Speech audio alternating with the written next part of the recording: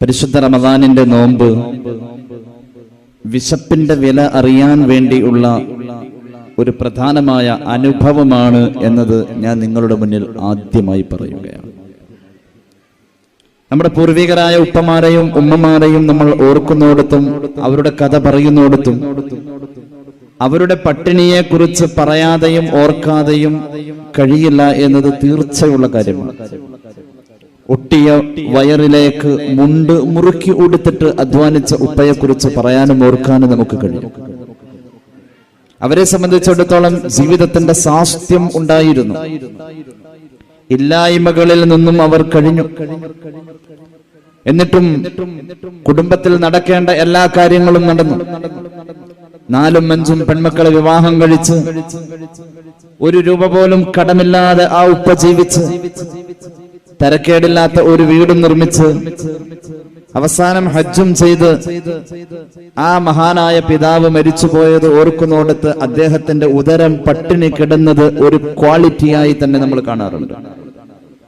ഈ ഒരു അനുഭവം പുതിയ തലമുറക്ക് ഉണ്ടോ എന്ന് ചോദിച്ചാൽ ഇല്ല എന്ന് പറയേണ്ടി വരും.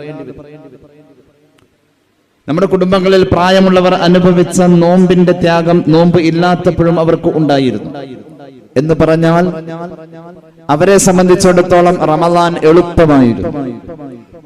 നമ്മുടെ പരിസരങ്ങളിൽ പട്ടിണി കിടക്കുന്നവർ ഉണ്ടോ എന്ന് ചോദിച്ചാൽ ഉണ്ടാവാം.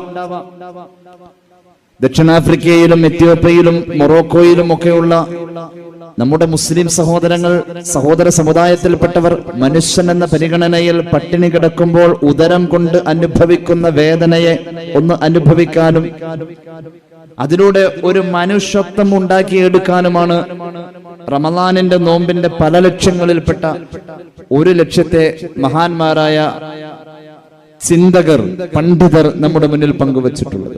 ഒറ്റവാക്കിൽ പറഞ്ഞാൽ റമദാൻ സഹ അനുഭൂതിയുടെ മാസമാണ്. കുറച്ച് ഒക്കെ വയ്ക്കാം. റമദാൻ സഹ അനുഭൂതിയുടെ മാസമാണ്. അല്ലാഹു തൗഫീഖ് നൽകട്ടെ. നമ്മുടെ കൂടെ ജീവിക്കുന്ന സഹജീവികളുടെ അനുഭവത്തെ അറിയാനുള്ള ഒരു പാഠശാലയാണ് റമദാൻ. നോമ്പ് വിശപ്പിന്റെ കാഠിന്യതയെ കുറിച്ചുള്ള ഒരു ആത്മബോധം ഉണർത്തുന്നു, ഒരു മനസാക്ഷിക്കുത്തുണ്ടാക്കുന്നു. വിശപ്പ് എന്ത് എന്നത് ബോധ്യപ്പെടുത്താം. എത്ര വലിയ സമ്പൽ സമൃദ്ധിയിൽ ജീവിക്കുന്ന മനുഷ്യനാണെങ്കിലും 11 മാസത്തെ അവന്റെ സുഖലോലുപതയിൽ ഉദരം വിശപ്പിന്റെ നോവ് അനുഭവിക്കുന്നത് അവൻ അറിഞ്ഞേ പറ്റൂ. എന്നാൽ അവനൊരു മനുഷ്യനാവും. ഈ അർത്ഥത്തിൽ വിശപ്പിന്റെ കാഠിന്യതയെ ബോധ്യപ്പെടുത്തി തരാൻ ഇസ്ലാം നിർബന്ധിക്കുന്ന ഒരു സാഹചര്യമാണ് പരിശുദ്ധ റമദാൻ. ഒരാളെ മനുഷ്യനാക്കുകയാണ്. ഇതിന്റെ മഹത്വം അറിയുമ്പോ മനുഷ്യനെ സ്നേഹിക്കുന്ന ഏതൊരാൾക്കും ഇതിൽ പങ്കാളികളാവാം. നമ്മൾ മനസ്സിലാക്കിയെടുത്തോളം സഹോദര സമുദായത്തിൽപ്പെട്ട ഒരുപാട് ആളുകൾ നമ്മോടൊപ്പം തന്നെ ഈ ആരാധനയിൽ പങ്കുചേരുന്നത്, അവർ ഇതിൽ നമ്മോടൊപ്പം കൂടുന്നത് അവരിലുള്ള മനുഷ്യത്വമാണ്.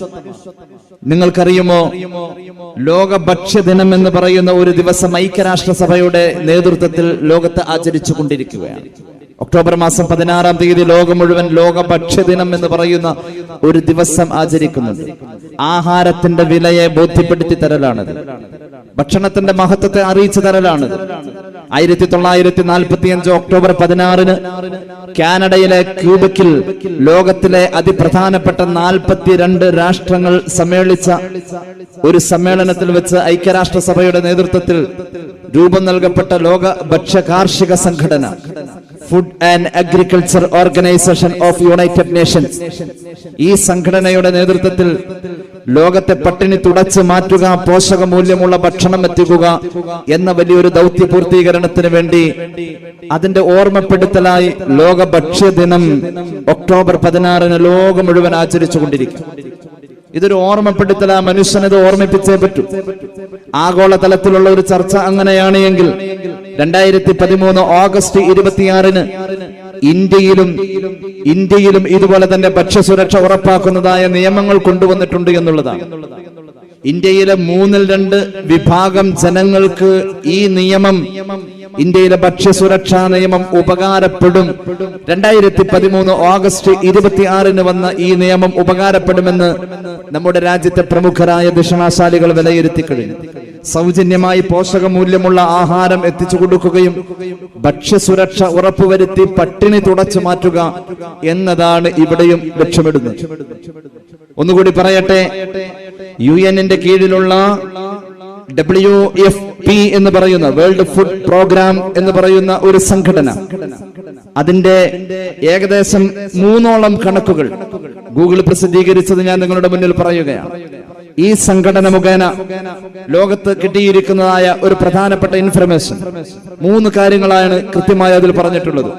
ഒന്നാമത്തേത്, ലോകത്തെ ജനസംഖ്യയുടെ മൊത്തം ജനസംഖ്യയുടെ 80.5 കോടി ജനങ്ങൾ ആരോഗ്യകരമായ ജീവിതത്തിന് ആവശ്യമായ ആഹാരമില്ലാതെയാണ് ഇവിടെ കഴിഞ്ഞുകൂടുന്നത്. ലോക ജനസംഖ്യയുടെ 80.5 കോടി ജനങ്ങൾ, 80.5 കോടി ജനങ്ങൾ ആരോഗ്യകരമായ ജീവിതത്തിന് വേണ്ട പോഷക ആഹാരമില്ലാതെയാണ് ജീവിക്കുന്നത്. എന്ന് പറഞ്ഞാൽ ലോക ജനസംഖ്യയുടെ മൊത്തം ജനങ്ങളിൽ 9 ആളെ എടുത്താൽ അതിലൊരാള് ഈ ഒരവസ്ഥയിലൂടെ പോകുന്നു. 9-ൽ ഒരാള് പോഷകമൂല്യമുള്ള ആഹാരം കഴിക്കുന്നില്ല എന്നതൊരു വസ്തുതയാണ്.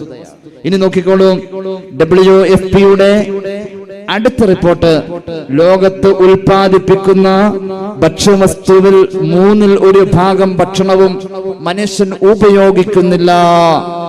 നമ്മുടെയൊക്കെ വീട്ടിലുണ്ട് ഭക്ഷണത്തിന്റെ വേസ്റ്റ് ഇട്ടുവെക്കാൻ ഒരു പാത്രം. ഏത് കാലഘട്ടത്തിലാണ് നമ്മൾ നിൽക്കുന്നത്? നമ്മൾ ആരെയാ ഓർക്കുന്നത്? കഞ്ഞി കുടിച്ച് അല്ല, കഞ്ഞിവെള്ളം കുടിച്ചപ്പോൾ വായയിൽ 1-2 വറ്റ് തടഞ്ഞത് ഓർക്കാനുണ്ട്. സ്കൂൾ കാലഘട്ടം, രാവിലത്തെ ഭക്ഷണം തലേ ദിവസത്തെ ആ കഞ്ഞിയുടെ ചോറിന്റെ കഞ്ഞിവെള്ളമായിരുന്നു രാവിലത്തെ ബ്രേക്ക്ഫാസ്റ്റ്. ഭക്ഷണം വേസ്റ്റ് ആകുന്നത് ഇട്ടുവെക്കാനുള്ള ബക്കറ്റ് ആ കാലഘട്ടത്തിലില്ല. ദേ പറയുന്നു, WFPയുടെ പഠനമനുസരിച്ച് ലോകത്ത് ഉൽപ്പാദിപ്പിക്കുന്ന ഭക്ഷ്യവസ്തുക്കളിൽ 1/3 ഉപയോഗിക്കുന്നില്ല. അതോടൊപ്പം തന്നെ 8-ൽ ഒരാൾ പട്ടിണി കിടക്കുന്നുണ്ട്. ഇതിനെ മനുഷ്യനെ ബോധ്യപ്പെടുത്തി കൊടുക്കുകയാണ് റമദാൻ. ഇതിനെ മനുഷ്യനെ ബോധ്യപ്പെടുത്തി കൊടുക്കുകയാണ്. നമ്മുടെ വീട്ടിലൊക്കെ ഒരുപാട് ഭക്ഷണം വേസ്റ്റ് വരുന്നുണ്ട്. യഥാർത്ഥത്തിൽ രോഗങ്ങളെ വിളിച്ചു വരുത്തുകയാണ്. ഭക്ഷണം പരമാവധി വേസ്റ്റ് ആവല്ലേ. ഭക്ഷണം വേസ്റ്റ് ആകുന്നത് നമ്മുടെ വീടിന്റെ പരിസരത്ത് തന്നെ നമ്മൾ അതിനെ ദഹിപ്പിക്കുകയാണ്. വേസ്റ്റായി വരുന്ന മനുഷ്യൻ കഴിക്കേണ്ട ഭക്ഷണത്തിൽ നിന്നും നിർഗളിക്കുന്നതായ ഹരിതഗേഹവാതകങ്ങൾ പ്രധാനമായും മീഥെയിനും കാർബൺ ഡൈ ഓക്സൈഡുമാണ്. നമ്മുടെ ജീവിത പരിസരങ്ങളിൽ അത് സാരമായ ചൂട് വർദ്ധിപ്പിക്കുന്നുണ്ട് എന്നതാണ് പഠനം. കാർബൺ ചൂടാണ് വിഭാവനം ചെയ്യുന്നത്. കാർബൺ ചൂട് വിഭാവനം ചെയ്യുന്നതിന്റെ 23 ഇരട്ടി ശക്തിയിലാണ് മീഥെയിൻ ചൂട് വിഭാവനം ചെയ്യുന്നത്. മനുഷ്യന്റെ ആവാസ വ്യവസ്ഥ ചൂട് കൊണ്ട് താങ്ങാൻ പറ്റാത്ത അവസ്ഥയിൽ എന്തിനേറെ ഹരിതഗേഹവാതകങ്ങളുടെ സാന്നിധ്യം അറ്റ്മോസ്ഫിയറിൽ വർദ്ധിച്ചാൽ ഓസോൺ പാളിക്ക് പോലും അത് സാരമായ കേടുണ്ടാക്കുമെന്ന് ശാസ്ത്രം പറയുന്നോടത്ത് ഭക്ഷണം നമ്മൾ വേസ്റ്റ് ആക്കിക്കൊണ്ടിരിക്കുന്നു.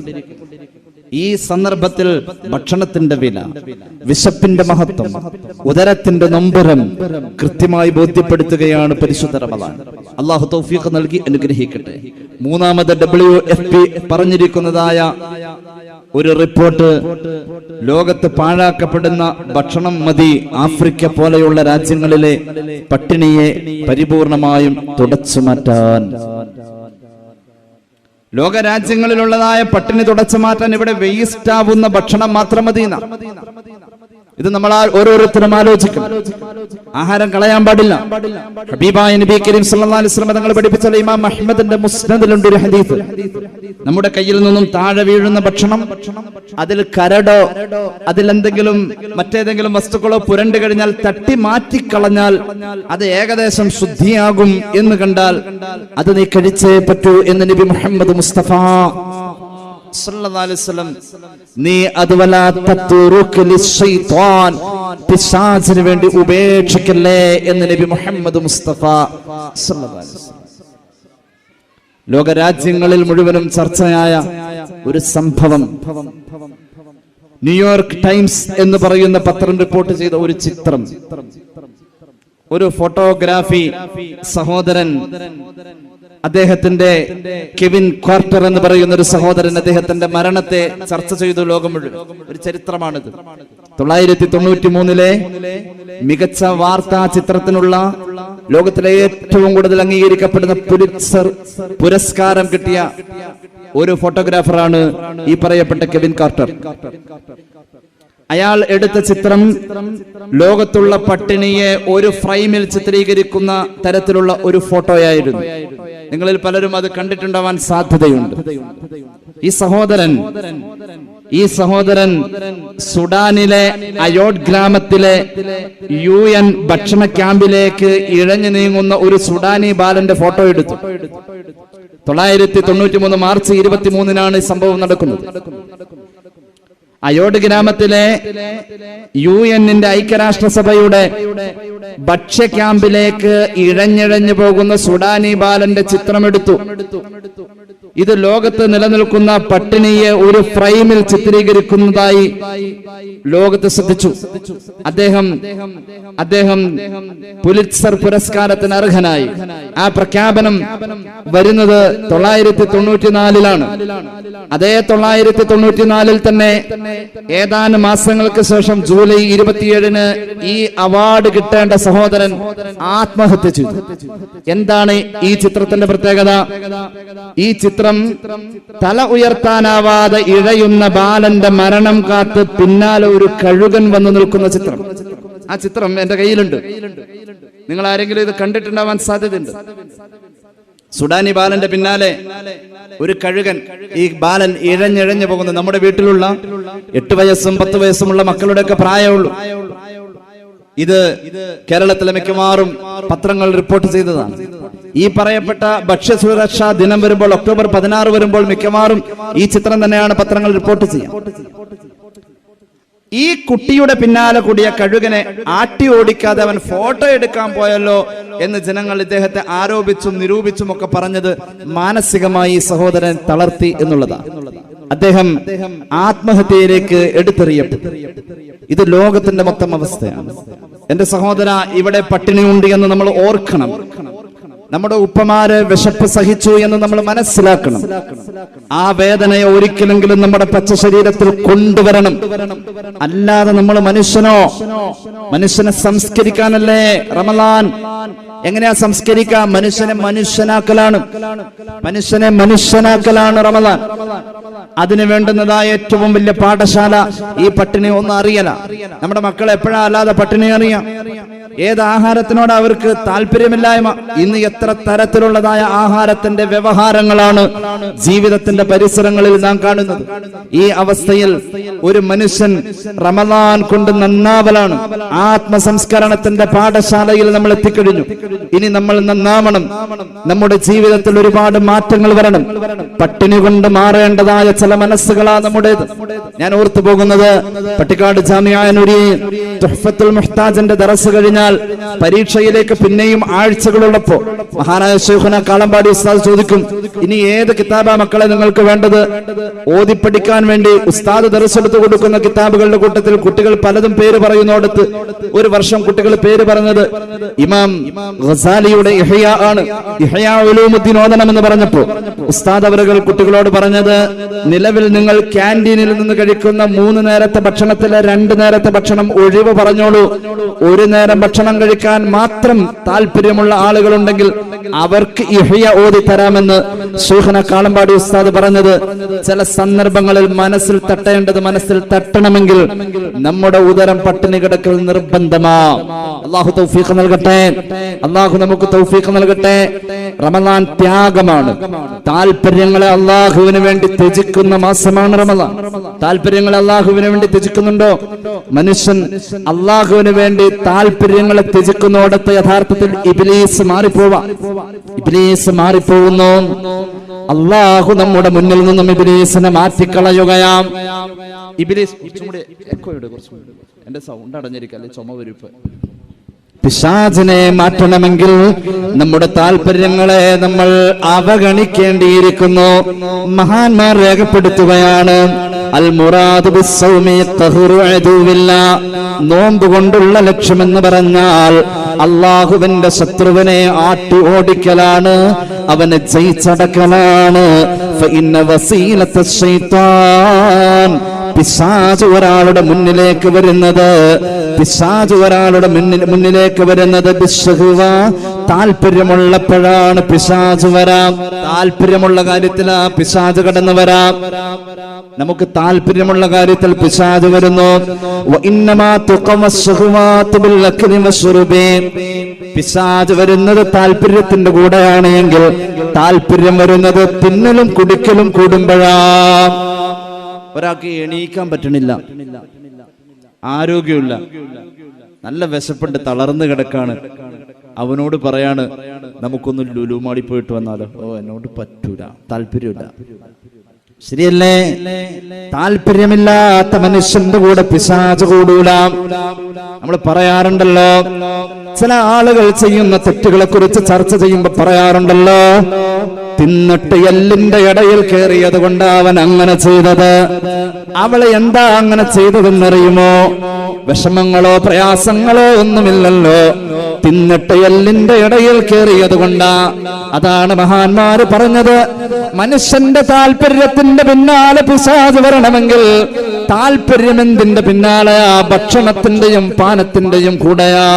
ഭക്ഷണവും പാനവും കൂടുന്നു, അതിന്റെ പിന്നാലെ താല്പര്യം കൂടുന്നു, താല്പര്യത്തിന്റെ പിന്നാലെ പിശാച് വരുന്നു. അതുകൊണ്ട് നമ്മുടെ താല്പര്യങ്ങളെ കുറയ്ക്കാൻ ഭക്ഷണത്തിൽ നിയന്ത്രണം വേണേ. നിങ്ങൾക്കറിയുമോ, ഞാനൊരു മഹാനെ പറയാം, ഒരുപാട് സമ്പൽ സമൃദ്ധിയിൽ ജീവിച്ച മഹാൻ, ജീവിതത്തിന്റെ എല്ലാ സൗകര്യങ്ങളിലൂടെയും ജീവിച്ച മഹാൻ, കോടിക്കണക്കിന് രൂപ അള്ളാഹുവിന്റെ ദീനിന് വേണ്ടി വലിച്ചെറിഞ്ഞ മഹാൻ, എത്രയോ പ്രാവശ്യം വിപൽഘട്ടങ്ങളിൽ സമ്പത്ത് കൊണ്ട് അള്ളാഹുവിന്റെ ദീനിനെ പിടിച്ചു നിർത്തിയ മഹാൻ ആരാണെന്നറിയുമോ? മഹാനായ അബൂബക്കറിന് സിദ്ദീഖ് റളിയല്ലാഹു അൻഹു. ചില്ലറക്കാരനല്ല, സിദ്ദീഖ് തങ്ങൾ ചില്ലറക്കാരനല്ല. അള്ളാഹുവിന്റെ ഹബീബ് കഴിഞ്ഞാൽ ഈ സമൂഹത്തിന്റെ നേതാവെന്ന് പറയാൻ എന്നല്ല, അഫ്ളലുൽ ബശ്രി ബഅദൽ അംബിയാഇ തഹ്ഖീഖ അബൂബക്കറിന് സിദ്ദീഖ്. അള്ളാഹുവിന്റെ അംബിയാക്കൾ കഴിഞ്ഞാൽ പിന്നെ മാനവകുലം കണ്ട ഏറ്റവും വലിയ മഹാൻ സയ്യിദുനാ അബൂബക്കറിന് സിദ്ദീഖ് തങ്ങളവർ പറഞ്ഞ ഒരു വാക്ക് ഞാൻ പറയട്ടെ. ഇമാം ഗസാലിയുടെ മുകാശഫത്തുൽ ഖുലൂബിൽ അത് രേഖപ്പെടുത്തിയിട്ടുണ്ട്. മഹാനവറുകൾ പറയാ, മാ ശബിഉതു മുൻദു അസ്ലംതു ലിഅജിദ ഹലാവത്തുൽ ഇബാദ. ഞാൻ മുസ്ലിമായ ശേഷം എന്റെ വയറ് ഞാൻ നിറച്ചിട്ടില്ല. ഞാൻ മുസ്ലിമായ ശേഷം എന്റെ വയറ് ഞാൻ നിറച്ചിട്ടില്ല. എന്തുകൊണ്ടെന്നറിയുമോ? എന്റെ ഇബാദത്തിന്റെ ലഹരി എനിക്ക് കിട്ടാൻ വേണ്ടി. ഇബാദത്തിന്റെ ലഹരി തറാവീഹ് നിസ്കാരത്തിലൊക്കെ ഒന്ന് കാണാം. ചില മുഖങ്ങൾ കണ്ടാൽ ചിരി വരും. എന്തുകൊണ്ട്? സമൂസ കൊണ്ട് തുടങ്ങിയതാണ്. അല്ലാഹുവേ, പിന്നെ അങ്ങ് തറാവീഹിലേക്ക് വരുമ്പോഴേക്കും വയറക്കങ്ങ് വീർത്ത് ആ അവസാനത്തെ മടക്കും നിവർത്തിയിട്ട് ആ തറാവീഹിലേക്ക് വരാം. ചില ആൾക്കാർ കല്യാണത്തിന് പോയി ഭക്ഷണം കഴിക്കണ കണ്ടാൽ തോന്നും ആ പെൺകുട്ടിയുടെ വാപ്പനെ കൊല്ലാൻ വന്നവനാന്ന്. എന്താ അടിച്ചങ്ങോട്ട് കയറ്റല്ലേ? ഒരു നോട്ടമല്ല. സാധാരണ പറയാറുണ്ടല്ലോ, മരുന്ന് കഴിക്കുന്ന പോലെ ഭക്ഷണം കഴിച്ചാൽ, മരുന്ന് കഴിക്കുന്ന പോലെ ഭക്ഷണം കഴിച്ചാൽ, ഭക്ഷണം കഴിക്കുന്ന പോലെ മരുന്ന് കഴിക്കേണ്ടതില്ല. അങ്ങനെ ഒരു അവസ്ഥ വരില്ല.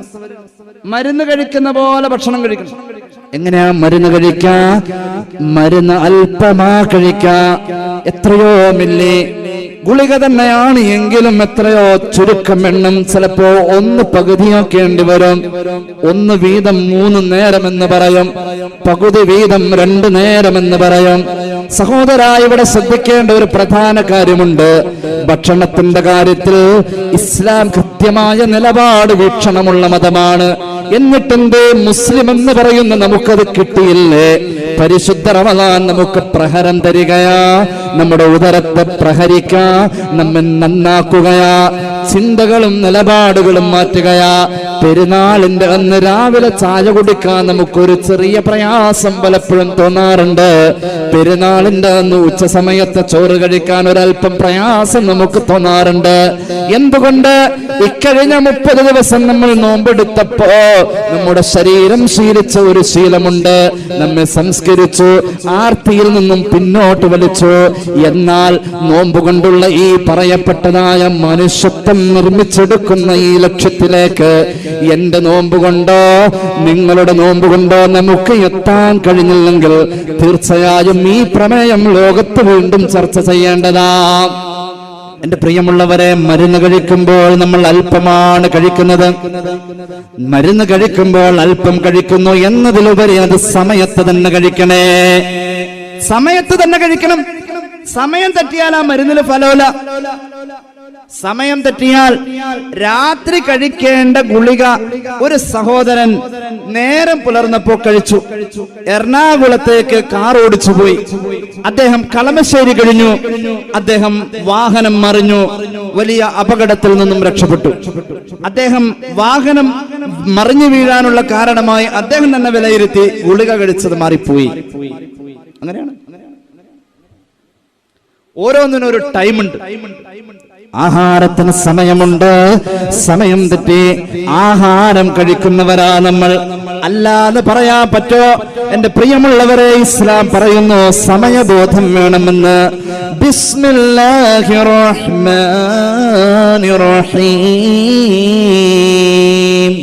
ഹുവല്ലദീ ജഅല الشمس ضياء والقمر نورا وقدره منازل لتعلموا عدد السنين والحساب. ആകാശത്തിന് അഴക് പകരാൻ അമ്പിളിയുണ്ട്. ആകാശത്തിൽ പ്രശോഭിതമായി സൂര്യനുണ്ട്, വെയിലുണ്ട്, വെളിച്ചമുണ്ട്. ആഴ്ചയെ 7 ദിവസമായി അറിയുന്നുണ്ട്. മാസത്തെ 30 ദിവസമായി നിങ്ങൾ പരിഗണിക്കുന്നുണ്ട്. ജീവിതത്തിൽ കൃത്യമായ സമയബോധമുണ്ടാവാൻ വേണ്ടിയാണ് സൂര്യചന്ദ്ര നക്ഷത്രാങ്കിത ഗോളങ്ങളെ അല്ലാഹു പടച്ചതെന്ന് പരിശുദ്ധ ഖുർആൻ. ഈ സമയബോധം നമുക്കില്ല. ആഹാരം കഴിക്കാൻ നമുക്ക് സമയബോധമില്ല. ഗുളിക കഴിച്ചു, മരുന്ന് കഴിച്ചു, സമയത്തിനാ കഴിച്ചത്. എന്റെ പ്രിയമുള്ളവരെ, ആരാ ഇന്ന് സമയത്തിലേക്ക് നോക്കാ? പഴയ കാലത്ത് ക്ലോക്കുകൾ, ഘടികാരങ്ങൾ വ്യാപകമല്ലാത്ത കാലഘട്ടത്തിൽ സൂര്യന്റെ നിഴല് നോക്കിയിട്ട് അല്ലെങ്കിൽ വെയില് നോക്കിയിട്ട് 10 മണിച്ചെടി വിടരുന്നത് നോക്കിയിട്ട് ഓടിന്റെ വിടവിലൂടെ പുറത്തേക്ക് വന്ന അകത്തേക്ക് വന്ന പ്രകാശത്തിൽ കോഴിമുട്ടയുടെ ആകൃതിയിലുള്ള വെളിച്ചത്തെ കണക്ക് കൂട്ടിയിട്ട് മീൻകാരൻ പോകുന്നത് കണക്ക് കൂട്ടിയിട്ട് ലുഹറിലേക്ക് അടുത്തു എന്ന് നമ്മൾ തീരുമാനിച്ചിരുന്ന ഒരു സമയബോധം ഇന്നലെ ഉണ്ടായിരുന്നു. ഇന്ന് ലുഹറും അസറും കൂടിയിട്ട് ആ 3:45 കൊണ്ടുവന്നിട്ട് കിതാബിലില്ലാത്ത ഒരു സാധനമുണ്ട്, ജാമാക്കി നിസ്കരിക്കാം. ജമ്മും കസറും കിതാബിലുണ്ട്, ജാമ് കിതാബിലില്ല. ലുഹറിനെ കൊണ്ടുവന്നിട്ട് അസറിലേക്ക് ജാമാക്കിയിട്ട് നിസ്കരിക്കുന്ന ഒരു പരിപാടി മുസ്ലിമീങ്ങളിലുണ്ട്. സമയബോധമില്ല. ഭക്ഷണത്തിൽ വേണം, മരുന്ന് പോലെ തന്നെ ഭക്ഷണത്തിനും വേണം. നമ്മൾ അങ്ങനെ ശ്രദ്ധിക്കാതെ വരുന്നോടത്ത് റമദാൻ ഒരു കൃത്യമായ ടൈം ടേബിൾ നമുക്ക് തരികയാണ്. കൃത്യമായി തന്നെ പറഞ്ഞു, ഇശ നിസ്കരിക്കുന്നതിന്റെ മുന്നെയാണ് അത്താഴം കഴിക്കേണ്ടത്. ഇത് മതത്തിൽ ഒരു ആചാരമാണ്, അല്ലെങ്കിൽ അനുഷ്ഠാനമാണ്. അതിന്റെ ഒരു ക്രമീകരണം തന്നെ. നമ്മളൊക്കെ അറബി പഠിച്ചവരല്ലേ? ആദ്യം ഫതഹ്, പിന്നെ കസർ, അത് കഴിഞ്ഞ് ലമ്മ്, അല്ലേ? ഫതഹ്, അത് കഴിഞ്ഞ് കിസ്ർ, അത് കഴിഞ്ഞ് ലമ്മ്. ഞാനൊരു പദം ഇവിടെ പരിചയപ്പെടുത്താം. ആ പദം അശാ എന്നതാണ്. അശാ, ഐനിന് ഫതഹാണ്, അല്ലേ? അതുപോലെ തന്നെ മറ്റൊരു പദമുണ്ട് ഇശാ എന്നത്. ഐനിന് കസ്ർ. സ്വാഭാവികമായും ഫതഹ്, കസ്ർ, ഈ ക്രമീകരണത്തിൽ ആദ്യം വരേണ്ടത് ഏതാണ്? അശാ. അതിനുശേഷമാണ് ഇശാ. ഉഷാ ഇല്ല, അശാ, ഇശാ, അങ്ങനെയാണല്ലോ വരേണ്ടത് ഫതഹ്, കസ്ർ എന്ന ഓർഡറിൽ. എന്താണ് അശാഇന്റെ അർത്ഥം? അശാഇന്റെ അർത്ഥം അത്താഴം. ഇശാ നമ്മുടെ ഇശാ നിസ്കാരം. ഈ പദക്രമീകരണത്തിൽ പോലും നമ്മുടെ ആഹാരത്തിന്റെ ടൈം ടേബിൾ ഉണ്ട്. എന്നാൽ നമ്മുടെ നാട്ടിൽ പച്ച നിറത്തിലുള്ള ട്യൂബ് ലൈറ്റ് തെളിയുന്നോടത്തും 12 മണി കഴിഞ്ഞും ഭക്ഷണമുണ്ടല്ലോ. ഒരുപാട് ക്രമം തെറ്റിയ ആഹാര ക്രമീകരണങ്ങൾ ജീവിതത്തെ പല നിലക്ക് വരിഞ്ഞു മുറുക്കുകയാണ്. കേട്ടോളൂ, എന്തുകൊണ്ടാണ് റമളാനിൽ അല്ലാഹു നോമ്പെടുക്കുക എന്ന പ്രവൃത്തിയെ ഈ പട്ടിണി കിടക്കുക എന്ന രീതിയിലേക്ക് ആവിഷ്കരിച്ചതെന്നറിയുമോ? റമളാനിന്റെ നോമ്പെന്ന് പറഞ്ഞാൽ 5000 മീറ്റർ നടക്കലാണ്, ഓടലാണ് എന്ന പ്രവൃത്തി കൊണ്ട് ആവിഷ്കരിക്കാമായിരുന്നു. അങ്ങനല്ല ചെയ്തത്. പകലന്തിയോളം പട്ടിണി കിടക്കണം, അതാണ് റമളാനിന്റെ നോമ്പ്. ഈ ഒരു സംവിധാനത്തിലേക്ക് നോമ്പിനെ വ്യാഖ്യാനിക്കപ്പെട്ടപ്പോ, നോമ്പിനെ നിർവചിക്കപ്പെട്ടപ്പോ അതിനൊരു മതപരമായ ഐഡിയ ഉണ്ടെന്ന് മഹാന്മാരായ സൂഫിയാക്കൾ രേഖപ്പെടുത്തുകയാണ്. റുവിയ ഫീ മശ്റൂഇയ്യത്തിസ് സൗമി അന്നല്ലാഹ തആല ഖലഖൽ അഖല. അല്ലാഹു മനുഷ്യന്റെ ബുദ്ധിയെ പടച്ചു.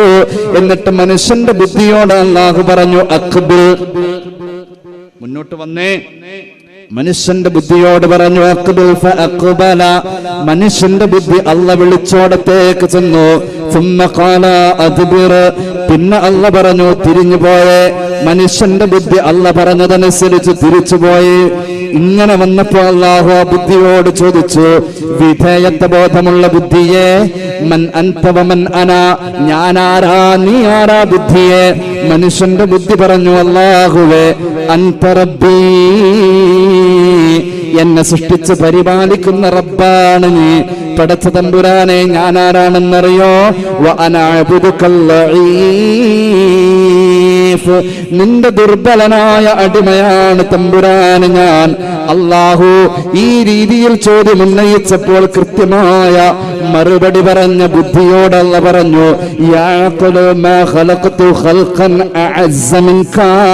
അല്ലാഹനെ ബോധ്യപ്പെട്ടവനാ ബുദ്ധിയെ നീ ഇസ്സത്തുള്ളവനാണെന്ന് അല്ലാഹു പറയുകയാ. പിന്നെയാണ് മനുഷ്യന്റെ ശരീരത്തെ അല്ലാഹു പടക്കുന്നത്. മനുഷ്യന്റെ ശരീരത്തെ പടച്ചിട്ട് അല്ലാഹു മനുഷ്യ ശരീരത്തോട് പറഞ്ഞു, അഖ്ബിലി, മനുഷ്യ ശരീരമേ നീ ഒന്ന് ഇങ്ങ് വന്നാലും. മനുഷ്യന്റെ ശരീരം പറഞ്ഞു, ഞാൻ വരൂല, നീ ഇങ്ങ് വന്നാലും ഞാൻ വരൂല. അല്ലാഹുവിനോട് മറുപടി കൊടുക്കാതെ വന്നപ്പോൾ, അനുസരിക്കാതെ വന്നപ്പോ അല്ലാഹു ചോദിച്ചു നോക്കി, ആരാണ് ശരീരമേ നീ? ഞാനാരാണ് ശരീരമേ? മനുഷ്യന്റെ ശരീരം പറഞ്ഞു, അന അന, ഞാൻ ഞാനാ, നീ നീയാണെന്ന് പറഞ്ഞു. മഹാന്മാരായ സൂഫിയാക്കൾ പറയാ, മനുഷ്യന്റെ പച്ച ശരീരത്തിന് അല്ലാഹു കൊടുക്കുന്ന ശിക്ഷ കണ്ടോ? ഈ ശരീരത്തെ ഒന്ന് സംസ്കരിക്കേണ്ടിയിരിക്കുന്നു. അല്ലാഹു റബ്ബുൽ ഇസ്സത്ത് മനുഷ്യന്റെ ശരീരത്തെ തീയിൽ കൊണ്ടുപോയി 100 കൊല്ലം ഇടുകയാണ്. 100 കൊല്ലം മനുഷ്യന്റെ ശരീരം തീയിൽ. 100 കൊല്ലം കഴിഞ്ഞു. എന്നിട്ടോ അല്ലാഹു വീണ്ടും ആ ശരീരത്തെ പുറത്തെടുത്തു. ചോദിച്ചു, മന്നന്ത വമന്നന, നീ ആരാണ് ശരീരമേ? ഞാൻ ആരാ? 100 കൊല്ലം മുമ്പ് പറഞ്ഞ അതേ വർത്താനം തന്നെ ശരീരം തിരിച്ചു പറഞ്ഞു, അല്ലാഹുവേ നീ നീയാ, ഞാൻ ഞാനാ. പിന്നെ അല്ലാഹു തആല മനുഷ്യന്റെ പച്ച ശരീരത്തെ വിശപ്പെന്ന് പറയുന്ന വികാരത്തിന്റെ അകത്തേക്ക് 100 കൊല്ലം ഇടുകയാണ്. 100 കൊല്ലം വിശക്കുന്ന ശരീരം 100 കൊല്ലം പൂർത്തിയായ ശേഷം പുറത്തെടുത്തിട്ട് അല്ലാഹു ചോദിച്ചു, ശരീരമേ നീ ആരാ? ഞാൻ ആരാ? ആ സമയത്ത് ശരീരം പറഞ്ഞു, അല്ലാഹുവേ നീ ജഗന്നിയന്താവായ തമ്പുരാനാ, ഞാൻ നിന്റെ വെറും ദുർബലനായ അടിമയാണ് അല്ലാഹ്. ഇത് മനുഷ്യനെ ചരിത്രപരമായി ബോധിപ്പിച്ചു, നിന്നെ സംസ്കരിക്കാൻ വിശപ്പ് തന്നെ വേണം. നിന്നെ സംസ്കരിക്കാൻ വിശപ്പ് തന്നെ വേണം. എന്റെ സഹോദര, വിശക്കുമ്പോൾ താല്പര്യങ്ങളുടെ പിന്നാലെ നമ്മൾ പോവൂല. തളർച്ച വരുമ്പോൾ താല്പര്യത്തിന്റെ പിന്നാലെ പോവൂല. താല്പര്യത്തിന്റെ പിന്നാലെ പോകാത്തപ്പോൾ ഇബ്ലീസ് പിന്നാലെ വരൂല. താല്പര്യമില്ലാത്ത കാര്യത്തിന്റെ കൂടെ ഇബ്ലീസ് വരാറില്ല. താല്പര്യമില്ലാത്ത ഒരു കാര്യം ഞാൻ ഉദാഹരണമായി പറയാം. വെള്ളിക്കുടങ്ങര മുസ്ലിം ജമാഅത്തിന്റെ ഈ വഅദ് പരിപാടി കഴിഞ്ഞ് പിരിഞ്ഞു. സ്വാഭാവികമായും രാത്രി വൈകിയാ നമ്മൾ കിടക്കാം. 4:30 മണിക്ക് അലാറം വെച്ചാൽ നമുക്ക് സുഖമായി തഹജ്ജുദ് നിസ്കരിക്കാം. നമ്മെ സംബന്ധിച്ചിടത്തോളം ആ 4:30 മണിക്ക് നല്ലൊരു മഴയും കൂടി കിട്ടിയാൽ ശരീരത്തിന് താല്പര്യമില്ല, എഴുന്നേറ്റ് പോരാൻ താല്പര്യമില്ലാത്തോടത്ത് പിശാച് വരൂല. പിശാചിനെ അകറ്റാൻ വേണ്ടിയാണ് റമദാന്റെ നോമ്പ് എന്ന് നബി മുഹമ്മദ് മുസ്തഫ സ്വഹീഹ് മുസ്ലിം. ഇദാ കാന അവ്വലു ലൈലത്തിൻ മിൻ റമദാൻ സുഫിദത്തിശ് ശയാത്തീൻ. പിശാചിനെ കെട്ടിയിടപ്പെടുന്നതായ നാളുകളാണ് റമദാൻ എന്ന് നബി മുഹമ്മദ് മുസ്തഫ. അല്ലാഹു തൗഫീഖ് നൽകട്ടെ. അപ്പൊ താല്പര്യങ്ങളെ അവഗണിച്ചു, പിശാച് പിന്നാലെ വരുന്നില്ല. അങ്ങനെ വരുമ്പോൾ നമ്മുടെ ഖൽബ് നന്നാവും. എന്തിനാ നോമ്പ്? നോമ്പ് എന്തിനാ? പൂർവീക സമൂഹങ്ങൾ മുഴുവനും നോമ്പെടുത്തതല്ലേ. ബിസ്മില്ലാഹിർ റഹ്മാനിർ റഹീം. യാ അയ്യുഹല്ലദീന ആമനൂ കുതിബ അലൈക്കുമുസ് സിയാം كما كتب على الذين من قبلكم لعلكم تتقون. മനുഷ്യകുലത്തിന് മുഴുവനും നോമ്പ് നിർബന്ധമായിരുന്നു. നിങ്ങൾക്ക് നിർബന്ധമായത് ആദ്യമായിട്ടല്ല. കമാ കുതിബ അലല്ലദീന മിൻ ഖബ്ലികും. പൂർവീക സമൂഹങ്ങൾ അഖിലം നോമ്പെടുത്തവരാണ്. അവരോടും നിങ്ങളോടും നോമ്പെടുത്തതിന്റെ ലക്ഷ്യമല്ല പറഞ്ഞത്, ലഅല്ലകും തത്തഖൂൻ. ഹൃദയം നന്നാവാൻ. എന്നെ കേൾക്കുന്ന ഈ സദസ്സിൽ 50 കൊല്ലം നോമ്പെടുത്തവരുണ്ടാവുമല്ലോ, 60 കൊല്ലം നോമ്പെടുത്തവരുണ്ടാവുമല്ലോ. എന്നെ കേൾക്കുന്നവരിൽ 20 കൊല്ലം നോമ്പെടുത്തവരുണ്ടാവുമല്ലോ. ചോദിക്കട്ടെ, ഏതെങ്കിലും ഒരു കൊല്ലത്തെ നോമ്പ് വേണ്ട, ഏതെങ്കിലും ഒറ്റ നോമ്പ് കൊണ്ട് ഹൃദയം നന്നായവൻ ഞാനാണെന്ന് പറയാൻ ചങ്കൂറ്റമുണ്ടോ? ഇല്ല, ഇല്ല, ഇല്ല. നോമ്പ് അതിന്റെ ലക്ഷ്യത്തിൽ പോയില്ല. കാരണം പട്ടിണിയുടെ വിലയെ മനസ്സിലാക്കാതെ നോമ്പെടുത്തു പോയി. സഹോദരന്മാരെ, ഇപ്പോഴാണ് അബൂബക്കർ തങ്ങൾ പറഞ്ഞത് നമുക്ക് ഒന്നുകൂടി ബോധ്യപ്പെടാ. ഞാൻ മുസ്ലിമായ അന്ന് മുതൽക്ക് എന്റെ വയറ് നിറച്ച് ഞാൻ ഭക്ഷണം കഴിച്ചില്ല. എന്തുകൊണ്ട്? ഞാൻ ചെയ്യുന്ന ഇബാദത്തിന്റെ ലഹരി എനിക്കൊന്ന് കിട്ടാൻ വേണ്ടി. അല്ലാഹു തൗഫീഖ് നൽകട്ടെ. ഇമാം ഗസാലിയുടെ മുകാശഫയിൽ തന്നെ ഒരു ഹദീസ് കാണാം. സയ്യിദുനാ റസൂലുള്ളാഹി സ്വല്ലല്ലാഹു അലൈഹി വസല്ലമ തങ്ങൾ പഠിപ്പിച്ചു, ലാ തുക്സിറുൻ നൗമ വൽ അഖ്ലാ. തീറ്റയും ഉറക്കവും നിങ്ങൾ കൂടുതൽ ആക്കല്ലേ. എന്തുകൊണ്ടെന്നറിയുമോ? തിന്നലും ഉറങ്ങലും കൂടിക്കഴിഞ്ഞാൽ അതുവഴി നിങ്ങളുടെ ഹൃദയം ചത്തുപോകും, ഈമാൻ ഖൽബിലേക്ക് വരൂല. നബി മുഹമ്മദ് മുസ്തഫ. എന്നിട്ട് ഹബീബ് പറയുന്നുണ്ട്, നട്ടുപിടിപ്പിച്ചതായ ചെടിത്തണ്ടിന്റെ ചുവട്ടിലേക്ക് വെള്ളമൊഴിക്കൽ കൂടുതലായാൽ അതിന്റെ വേര് ചീഞ്ഞു പോകുന്ന പോലെ, ആ കൃഷി നശിച്ചു പോകുന്ന പോലെ, ലാ തുമീതു ഖുലൂബക്കും. നിങ്ങളുടെ ഹൃദയങ്ങളെ നിങ്ങൾ കൊന്നു കളയല്ലേ. നബി മുഹമ്മദ് മുസ്തഫ. ആലോചിച്ചു നോക്കണേ, അള്ളാഹു നമുക്ക് 2 ഗുണങ്ങളാ തന്നിട്ടുള്ളത്. ഒന്ന് മലക്കിന്റെ ഗുണമാണ്. അള്ളാഹു നമുക്ക് തന്ന 2ാമത്തെ ഗുണം മനുഷ്യന്റെ ഗുണമല്ല, മൃഗത്തിന്റെ ഗുണമാണ്. മനുഷ്യന്റെതിലേക്ക് അത് കൺവെർട്ട് ചെയ്യപ്പെടണം. മനുഷ്യന്റെ നിർവചനം സഖാഫിസ്ഥാനോട് ചോദിച്ചേക്കേ, ശറഹു തഹ്ദീബിൽ എന്താ പറയാ? ഹയവാൻ നാത്തിഖ്. ഹയവാൻ നാത്തിഖ് ഹയവാനാണ്. ഹയവാനാണ് മനുഷ്യൻ എന്നാ ഖുർആൻ പറഞ്ഞത്. ഖുർആൻ പറഞ്ഞത് മനുഷ്യൻ ഹയവാൻ, ഒരു ജീവി, ഒരു മൃഗം. എന്തുകൊണ്ട്? മനുഷ്യൻ അധപ്പതിച്ചാൽ ഉലായിക്കൽ അൻആം, മൃഗത്തിന്റെയും താഴെ പോകും. മുശബ്ബഹ് ബിഹി അഅലയാണ്. 11 മാസവും മൃഗത്തെ പോലെ, 12ാമത്തെ മാസമായ റമദാനിൽ മലക്കിനെ പോലെ ആവണം. ഒരു വാഹനം ടാക്സി ഓടുന്നുവെങ്കിൽ 11 മാസം അല്ലെങ്കിൽ 12 മാസത്തിലൊരിക്കൽ, വർഷത്തിലൊരിക്കൽ അത് ടെസ്റ്റിന് കയറ്റണം. പബ്ലിക്കിൽ ഓടുന്ന വാഹനമാണെങ്കിൽ അങ്ങനെയല്ലേ? അങ്ങനല്ലേ എന്ന പോലെ ഈ ശരീരത്തെ ഒന്ന് ടെസ്റ്റ് വർക്ക് ചെയ്ത് ഇത് റീ ഓർഡർ ആക്കി വെച്ച് എല്ലാം റെഡിയാക്കി ഫോർമാറ്റ് ചെയ്ത് അഴുക്കൊക്കെ കളഞ്ഞ് ലഅല്ലക്കും തത്തഖൂൻ ഒന്ന് നന്നാക്കി ഒരു മനുഷ്യനാക്കി പുറത്തിറക്കാൻ വർഷത്തിലൊരിക്കൽ വർക്ക് ഷോപ്പിൽ കയറ്റലാണ് പരിശുദ്ധ റമദാൻ. അല്ലാഹു തൗഫീഖ് നൽകട്ടെ. മഹാനായ ഇമാം സാഹിദ് ഖലബി റളിയല്ലാഹു അൻഹുവിന്റെ ഹുജ്ജത്തുല്ലാഹിൽ ബാലിഗ എന്ന ഗ്രന്ഥത്തിൽ മഹാനവറുകൾ പറയുന്നത് കാണാം, ഒരു മനുഷ്യനിൽ അല്ലാഹു തആല നൽകിയിട്ടുള്ളതായ ജന്മനാലുള്ള മൃഗത്തിന്റെ വാസനയെ 11 മാസം അവൻ അനുഭവിച്ച മൃഗത്തിന്റെ വാസനയെ ഈ ഒരു മാസം കൊണ്ട് അല്ലാഹു മാറ്റി കഴുകി വൃത്തിയാക്കി അവനെ മനുഷ്യനാക്കി പുറത്തു കൊണ്ടുവരികയാണ്. ഈ അർത്ഥത്തിലേക്ക് നോമ്പ് എത്തണമെങ്കിൽ നമ്മുടെ ഉദരത്തിന്റെ വേദനയെ ആത്മാർത്ഥമായി നമ്മൾ അറിയണം.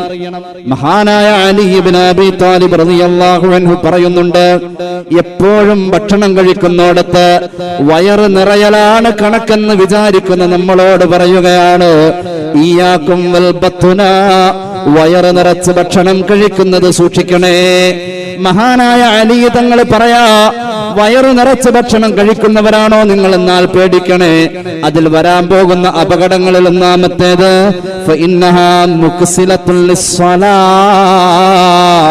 നിസ്കാരം സമയം തെറ്റുന്ന ശീലം ആദ്യം വന്നുകൂടുമത്രേ. നിസ്കാരത്തിന്റെ സമയം തെറ്റുന്ന ശീലം വന്നോ ഒന്ന് പരിശോധിക്കണം. ഭക്ഷണം വയറ് നിറഞ്ഞു കഴിക്കുന്നവരാണോ എന്ന്.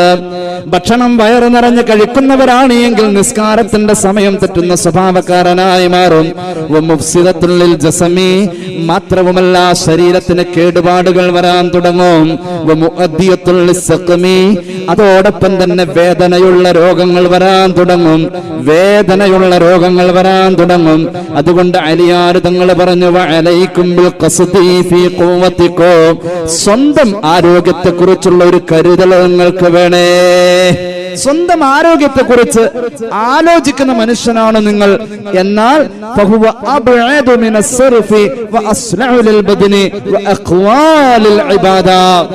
ഇനി അവനോട് പറയേണ്ട മദ്യപാനം ആരോഗ്യത്തിന് ഹാനികരെന്ന് പറയേണ്ടതില്ല.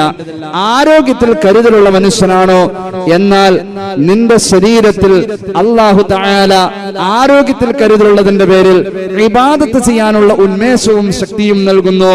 നിന്റെ ശരീരത്തിന് ആരോഗ്യം നൽകുന്നു. ആരോഗ്യത്തിൽ ശ്രദ്ധ വേണമെന്ന് മഹാനായ അലി ഇബ്നു അബീ ത്വാലിബ് റളിയല്ലാഹു അൻഹു ഈ അർത്ഥത്തിലാണ് നമ്മെ പഠിപ്പിച്ചിട്ടുള്ളത്. അതുകൊണ്ടാണ് ഹബീബായ മുഹമ്മദ് മുസ്തഫ ഒന്നുകൂടി സയ്യിദുനാ റസൂലുള്ളാഹി ഇമാം തബറാനി അവിടുത്തെ അൽ മുഅ്ജമുൽ കബീറിൽ ഉദ്ധരിക്കുന്ന ഹദീസാണ്. ഇബ്നു അബ്ബാസ് റളിയല്ലാഹു അൻഹു ഖാല റസൂലുള്ളാഹി ഇന്ന അഹ്ല അസ്ബഇ ഫിദ് ദുനിയ ഹും അഹ്ലുൽ ജൂഇ ഫിൽ ആഖിറ. ദുനിയാവിൽ വയറ് നിറഞ്ഞവനായിരിക്കും നാളെ മഹ്ശറയിൽ ആദ്യം വിശക്കുന്നവനെന്ന് നബി മുഹമ്മദ് മുസ്തഫ. ദുനിയാവിൽ വയറ് നിറഞ്ഞേ ജീവിച്ചിട്ടുള്ളൂ എങ്കിൽ ആഹാരത്തോടൊരു പ്രത്യേകമായ ബഹുമാനമില്ല. വയറ് നിറയ്ക്കുന്നു എന്ന് പറഞ്ഞാൽ അത് ആഹാരത്തോട് ബഹുമാനം കളയൽ പോലെ. മഹാനായ മാലിക് ബിൻ ദീനാർ റളിയല്ലാഹു അൻഹു അല്ലാഹുവിന്റെ ഹബീബിന്റെ സ്വഹാബികളിൽ പ്രമുഖനല്ലേ, ബദറിൽ പങ്കെടുത്ത സ്വഹാബിയല്ലേ, പ്രായം ചെന്ന് ഒരുപാട് സ്വഹാബികളുടെ നേതാവായിരിക്കെ മരണപ്പെട്ട മഹാനാണ്. ആ മഹാന്റെ വായിക്കകത്തേക്ക് ഒരു രുചിയുടെ അനുഭവത്തിന് വേണ്ടി ആ മഹാൻ കാത്തിരിക്കുകയാ. മഹാനവരുകൾ വഫാത്താവുന്നതിന്റെ 30 കൊല്ലം മുമ്പ് തുടങ്ങിയ കൊതിയാണ്. ഏത് ആഹാരം കഴിക്കാനാണെന്നറിയുമോ? തേനും പാലും ചേർത്ത ഒരു മധുരപാനത്തിലൂടെ പത്തിരി മുക്കി ഒന്ന് കഴിക്കണം, റൊട്ടി മുക്കി കഴിക്കണം. ഈ ആഗ്രഹത്തിന്റെ പേരിൽ മഹാനായ സ്വഹാബി പ്രമുഖൻ മാലിക് ബിൻ ദീനാർ തങ്ങള് അദ്ദേഹത്തിന്റെ മരണത്തിന്റെ തൊട്ടടുത്ത സമയത്ത് എന്തോ ഒന്ന് ആഗ്രഹിച്ച് വിളിച്ചു പറയുന്ന മൗനാവൃതമായ മുഖത്തു നിന്നും സ്വഹാബത്ത് വായിച്ചെടുക്കുന്നു. ചോദിച്ചു, എന്താ തങ്ങളെ ആഗ്രഹം വല്ലതുമുണ്ടോ? മാലിക് ബിൻ ദീനാർ തങ്ങൾ പറഞ്ഞു, ഒരു ആഗ്രഹമുണ്ട് എനിക്ക്. ഇക്കഴിഞ്ഞ 30 കൊല്ലമായി ഞാൻ മോഹിച്ചു നടക്കുന്ന കാര്യമാണ്. തേനും പാലും ചേർത്ത മിശ്രിതത്തിൽ ഒന്ന് മുക്കിയ റൊട്ടി കൊണ്ടെന്റെ ചുണ്ടെന്ന് നനച്ച മധുരമൊന്ന് വേണം. പ്രിയപ്പെട്ട സ്വഹാബത്ത് ഓടുകയാ. മാലിക് ബിൻ ദീനാർ തങ്ങൾക്ക് വേണ്ടിയിട്ട് ആ ഭക്ഷണം സംഘടിപ്പിച്ചു കൊണ്ടുവരികയാ. ഭക്ഷണം വരാൻ വൈകിയ നേരത്ത് മഹാനവറുകൾ ആ കിടന്നോടത്ത് കിടന്നുകൊണ്ട് ആത്മവിചിന്തനം നടത്തുകയാ. അല്ലാഹുവേ, ഞാൻ ഈ ചെയ്യുന്നത് എന്റെ ശരീരത്തോട് ചെയ്യുന്ന ക്രൂരതയാണോ? ദുനിയാവിൽ അനുഭവിക്കുന്ന വിശപ്പിന് ആഖിറത്തിൽ നീ പരിഹാരം ചെയ്യുമെന്ന് നിന്റെ നബി പഠിപ്പിച്ചതല്ലേ? മാലിക് ബിൻ ദീനാർ ചിന്തിച്ചുകൊണ്ടിരിക്കുമ്പോൾ ആ ഭക്ഷണം മുന്നിൽ കൊണ്ടുവരുമ്പോ മഹാനവറുകൾ അതങ്ങ് മാറ്റുകയാ. എന്നിട്ട് സ്വന്തം ശരീരത്തെ പേര് ചൊല്ലി വിളിച്ചിട്ട് മഹാനവറുകൾ ശകാരിക്കുകയാ. അല്ലയോ മാലിക് ബിൻ ദീനാർ എന്ന സ്വഹാബി പ്രമുഖന്റെ ശരീരമേ, ഇക്കഴിഞ്ഞ 30 കൊല്ലത്തോളം ഈ ആഹാരത്തെ ഒന്ന് രുചിക്കാൻ വേണ്ടി നീ മോഹിച്ചപ്പോ അത് വേണ്ടാതെ വെച്ച നിന്റെ നിലപാടിൽ മാറ്റം വരുത്തുന്നുവോ? നമ്മള് ചിന്തിക്കുന്ന ആഹാരം, ആഗ്രഹിക്കുന്ന ആഹാരം അപ്പൊ തന്നെ നമ്മൾ കഴിക്കുന്നവരാണ്. അവരാണ് സഹാനുഭൂതിയുടെ മാസമായ റമദാനെ സ്വീകരിക്കുന്നവർ, അതുവഴി പിശാചിനെ അകറ്റുന്നവർ, അതുവഴി ഖൽബിന്റെ അകത്തേക്ക് പ്രകാശം കൊണ്ടുവരുന്നവർ. നമ്മൾ അതിന് യോഗ്യരാവണം. അല്ലാഹു തൗഫീഖ് നൽകട്ടെ. മഹാനായ ഇമാം ഗസാലി അവിടുത്തെ മുക്കാശഫയിൽ ആ സംഭവം പറഞ്ഞിട്ടുണ്ട്. മഹാനായ അബൂബക്കർ സിദ്ദീഖ് റളിയല്ലാഹു അൻഹു, എന്റെ പ്രിയപ്പെട്ട ഭാര്യ, അവരൊക്കെ എങ്ങനെ ജീവിച്ചവരാ? പണമില്ലാത്ത ആളായിരുന്നില്ല സിദ്ദീഖ് തങ്ങള്. സമ്പന്നനായിരുന്നു. ഒരു പാതിരാവിന്റെ പരാപര വെളിച്ചത്തിൽ അടുക്കളയിൽ നിന്നും മഹ്ദി അവറുകൾ മുന്നോട്ട് വരികയാണ്. പ്രിയപ്പെട്ടവന്റെ മുന്നിൽ ഗൗരവമുള്ള ഒരു കാര്യം പറയാൻ. മധുരമെന്ന് പറയുന്ന രുചി ഈ നാവ് കൊണ്ടറിഞ്ഞിട്ട് കാലമേറെയായി. പ്രിയപ്പെട്ടവരെ, ഭർത്താവായ സിദ്ദീഖ് തങ്ങളോട് ഭാര്യ പറയുകയാണ്, എന്റെ വായക്കകത്ത് മധുരമെന്ന് പറയുന്ന രുചി അറിഞ്ഞിട്ട് കാലമേറെയായി. അതുകൊണ്ട് ഞാൻ ആവശ്യപ്പെടുന്നു, മധുരമെന്ന രുചി അറിയാൻ എനിക്കൊരു മധുര പലഹാരം വാങ്ങിത്തരണേ. സിദ്ദീഖ് തങ്ങൾ മഹ്ദി അവറുകളുടെ മുഖത്തേക്കൊന്ന് നോക്കി. അദ്ദേഹത്തോട് മഹ്ദി അവറുകൾ പറഞ്ഞു, അതിനുവേണ്ടി പ്രത്യേകമൊന്നും നിങ്ങൾ മാറ്റിവെക്കേണ്ടതില്ല. വീട്ടു ചെലവിന് വേണ്ടി നിങ്ങൾ എനിക്ക് തന്നുകൊണ്ടിരുന്ന പണത്തിൽ നിന്നും തുച്ഛമായത് ഞാൻ മാറ്റിവെച്ചതാ മധുരം വാങ്ങാനുള്ള പണമുണ്ടെന്ന് പറഞ്ഞൊരു പണക്കിഴി കൊടുക്കുകയാ. സിദ്ദീഖ് തങ്ങൾ അതങ്ങോട്ട് വാങ്ങി. എന്നിട്ട് ചോദിച്ചു, എല്ലാ ദിവസവും ചിലവിന് ഞാൻ തരുന്ന പണത്തിൽ നിന്നും തുച്ഛമായത് മാറ്റിവെച്ചപ്പോ ഇത്രയും സംഖ്യ ഒരു മാസത്തിൽ അല്ലെങ്കിൽ ഇക്കണ്ട കാലം കൊണ്ട് നിനക്ക് സ്വരൂപിക്കാൻ കഴിഞ്ഞാൽ ഞാൻ നിനക്ക് തരുന്ന ദിനവരുമാനത്തിൽ അത്രയും നീ മാറ്റിവെച്ച അത്രയും അളവ് ഒഴിച്ചു നിർത്തിയാലും ഈ കുടുംബത്തിന്റെ മറ്റു ചെലവ് നടക്കാൻ ആ സംഖ്യ പര്യാപ്തമെങ്കിൽ നീ മധുരം കഴിക്കാൻ മാറ്റിവെച്ച സംഖ്യ ഖജനാവിലേക്ക് തിരിച്ചു കൊടുക്കേണ്ടതാണെന്ന് മഹാനായ സിദ്ദീഖ് റളിയല്ലാഹു അൻഹു അടിച്ചേൽപ്പിച്ചതല്ല ഇത്. പെണ്ണിന്റെ മുന്നിൽ ആണത്തം കാണിക്കാൻ അടിച്ചേൽപ്പിക്കുന്നവരാ നമ്മൾ. ആദരവ് പിടിച്ചു പറ്റി ഈ മഹാന്റെ സ്വാത്വികമായ ചിന്ത പ്രിയപ്പെട്ട ഭാര്യ ആദരിക്കുന്ന ഇടത്തിലെത്തി. എന്റെ പ്രിയമുള്ളവരെ, ആ മഹ്ദി അവറുകൾ വായന്റെ രുചിക്ക് വേണ്ടി, മധുരമറിയാൻ വേണ്ടി മാറ്റിവെച്ച നാണയത്തൊട്ടുകൾ അങ്ങ് കൊടുക്കുമ്പോ സന്തോഷത്തോടുകൂടെ കിട്ടുന്ന ഒരു ആത്മനിർവൃതിയുടെ മധുരം അത് അറിഞ്ഞു എന്ന് പറയുന്നിടത്താണ് നമ്മുടെ പൂർവികർ നോമ്പിനെ സന്തോഷപൂർവ്വം കൊണ്ടാടിയത്. ആലോചിച്ചു നോക്കണം. മാലിക് ബിൻ ദീനാർ തങ്ങളുടെ കഥ കേട്ട് നമ്മൾ പിന്നെയും കാണാം. ഇമാം ഗസാലി അവിടുത്തെ മുക്കാശഫയിൽ തന്നെ പറയുന്നുണ്ട്, മാലിക് ബിൻ ദീനാർ തങ്ങൾ ബസ്ര പട്ടണത്തിലൂടെ നടന്നുപോയ സംഭവം. ബസ്ര പട്ടണത്തിലൂടെ നടന്നു പോവാ. ആ സമയത്ത് അങ്ങാടിയിലെ പഴക്കടയിലതാ ഒരു കുട്ടയിൽ നിറയെ അത്തിപ്പഴം. മഹാനായ മാലിക് ബിൻ ദീനാർ തങ്ങൾ അങ്ങോട്ട് ചെന്നു. എന്നിട്ട് അത്തിപ്പഴം ചോദിച്ചു. കൊടുക്കാൻ പണമില്ല. കാലിൽ കിടക്കുന്ന ചെരുപ്പ് ഊരി വെച്ചിട്ട് പറഞ്ഞു, ഈ ചെരുപ്പ് തരാം, എനിക്ക് പകരം അത്തിപ്പഴം തരുമോ? അങ്ങനെ ഉണ്ടായിരുന്നല്ലോ. നമ്മുടെ ഉപ്പമാര് പറയാറുണ്ടല്ലോ, 4 പറ നെല്ല് കൊടുത്ത് വാങ്ങിയതാ ഞാൻ. മോളെ കെട്ടിച്ചപ്പോൾ കൊടുത്ത സ്ത്രീധനം എന്തെന്ന് ചോദിച്ചാൽ 10 പറ നെല്ലായിരുന്നു. പണത്തിന് പകരം മറ്റു പലതും കൊടുത്തിരുന്ന കാലം. പഴയ കാലത്തൊക്കെ വെള്ളിക്കുളങ്ങര പള്ളിയിലേക്ക് മാസവരിക്ക് പകരം തേങ്ങയും അതുപോലെ തന്നെ പിടിയരിയും പിരിച്ചിരുന്നല്ലോ. പണത്തിന് പകരം എന്ന നിലപാടിൽ മഹാനായ മാലിക് ബിൻ ദീനാർ തങ്ങള് ചെരുപ്പൂരി കൊടുത്തപ്പോ ആ കച്ചവടക്കാരൻ പറയാണ്, ഈ ചെരുപ്പിന് ഞാൻ കാണുന്ന വില ഒരു അത്തിപ്പഴത്തിന്റെ വില പോലുമില്ല എന്ന് പറയുമ്പോൾ, എന്നാൽ വേണ്ട, മാലിക് ബിൻ ദീനാർ തങ്ങൾ കാലിലേക്ക് ചെരുപ്പിട്ടുകൊണ്ടങ്ങ് നടക്കുകയാണ്. ഈ രംഗം ദൂരെ നിന്ന് മൂന്നാമതൊരാൾ കണ്ടുകൊണ്ടിരിക്കുന്നു. അയാൾ വന്നുകൊണ്ട് കച്ചവടക്കാരനോട് പറയുകയാണ്, ആരാണ് വന്നതെന്ന് നിനക്കറിയുമോ? ആ സഹോദരൻ പറഞ്ഞു, എനിക്കറിയില്ല. എന്നാൽ കേട്ടോളൂ, വന്നു പോയത് സ്വഹാബി പ്രമുഖനാ, ഹബീബായ നബിയുടെ കൂടെ ബദറിൽ പങ്കെടുത്ത സ്വഹാബിയ സയ്യിദുനാ മാലിക് ബിൻ ദീനാർ ഖസാ. മാലിക് ബിൻ ദീനാർ തങ്ങളോ, അല്ലാഹുവേ, ആ മഹാൻ വേദനിച്ചു പോയോ. കടയിൽ സാധനങ്ങൾ എടുത്തു കൊടുക്കാൻ നിൽക്കുന്ന വലിയ മുതലാളിയുടെ കച്ചവടക്കാരന്റെ അടിമയെ വിളിച്ചിട്ട് പറഞ്ഞു, സഹോദരാ, ഈ കാണുന്ന അത്തിപ്പഴം നിറച്ചു വച്ചിരിക്കുന്ന കുട്ടതലയിൽ വെച്ചുകൊണ്ട് മാലിക് ബിൻ ദീനാറിന്റെ പിന്നാലെ പോകണേ. അദ്ദേഹം നിന്റെ കയ്യിൽ നിന്നും കുട്ടയിൽ നിന്നും ഒരു അത്തിപ്പഴം എടുത്തു കഴിഞ്ഞാൽ ആ സമയം നീ നിന്റെ അടിമത്തത്തിൽ നിന്നും മോചിതനാ. മഹാനായ മാലിക് ബിൻ ദീനാർ തങ്ങൾ പോയോടത്തേക്ക് ആ പ്രിയപ്പെട്ട അടിമ സഹോദരൻ ചൊല്ലുകയാണ്, കുട്ടയുമായി ചൊല്ലുന്നു. മാലിക് ബിൻ ദീനാർ തങ്ങളെ നിർബന്ധിക്കുന്നു. മാലിക് ബിൻ ദീനാർ തങ്ങൾ അദ്ദേഹത്തിൽ നിന്നും ഒഴിഞ്ഞു മാറുകയാണ്. നിനക്ക് ജീവിതത്തിൽ ഇപ്പോൾ സന്തോഷമുണ്ടല്ലോ? ഉണ്ട്. നിന്റെ യജമാനൻ നല്ലവനാണല്ലോ? അതെ. നിനക്ക് കൂടുതൽ സന്തോഷത്തിന് വേണ്ടിയല്ലേ നീ അടിമത്തത്തിൽ നിന്നും മോചിതനാവാൻ എന്നെ നിർബന്ധിക്കുന്നത്? അതെ. എന്നാൽ നീ കൂടുതൽ സന്തോഷത്തിലേക്ക് പോകുമ്പോ ഞാൻ അതിന്റെ പേരിൽ അല്ലാഹുവിന്റെ അദാബിലേക്ക് പോകുമോ എന്ന് ചിന്തിക്കുകയാ. അത്തിപ്പഴമെന്ന് പറയുന്ന ആഹാരത്തോടുള്ള എന്റെ മോഹം ഞാൻ കളയുകയാണ്. അല്ലാഹുവെ സാക്ഷിയാക്കി ഞാൻ നിന്നോട് പറയട്ടെ, ലാ അബിഉദ്ദീനാ ബിത്തീനി, തീൻപഴം കൊണ്ട്, അതായത് അത്തിപ്പഴം കൊണ്ട് ഞാൻ എന്റെ ദീനിനെ വിൽക്കൂല. തീൻ വത്തീൻ, അത്തിപ്പഴം, അത്തിമരം, ഞാൻ തീനുകൊണ്ട് ദീനിനെ വിൽക്കൂല.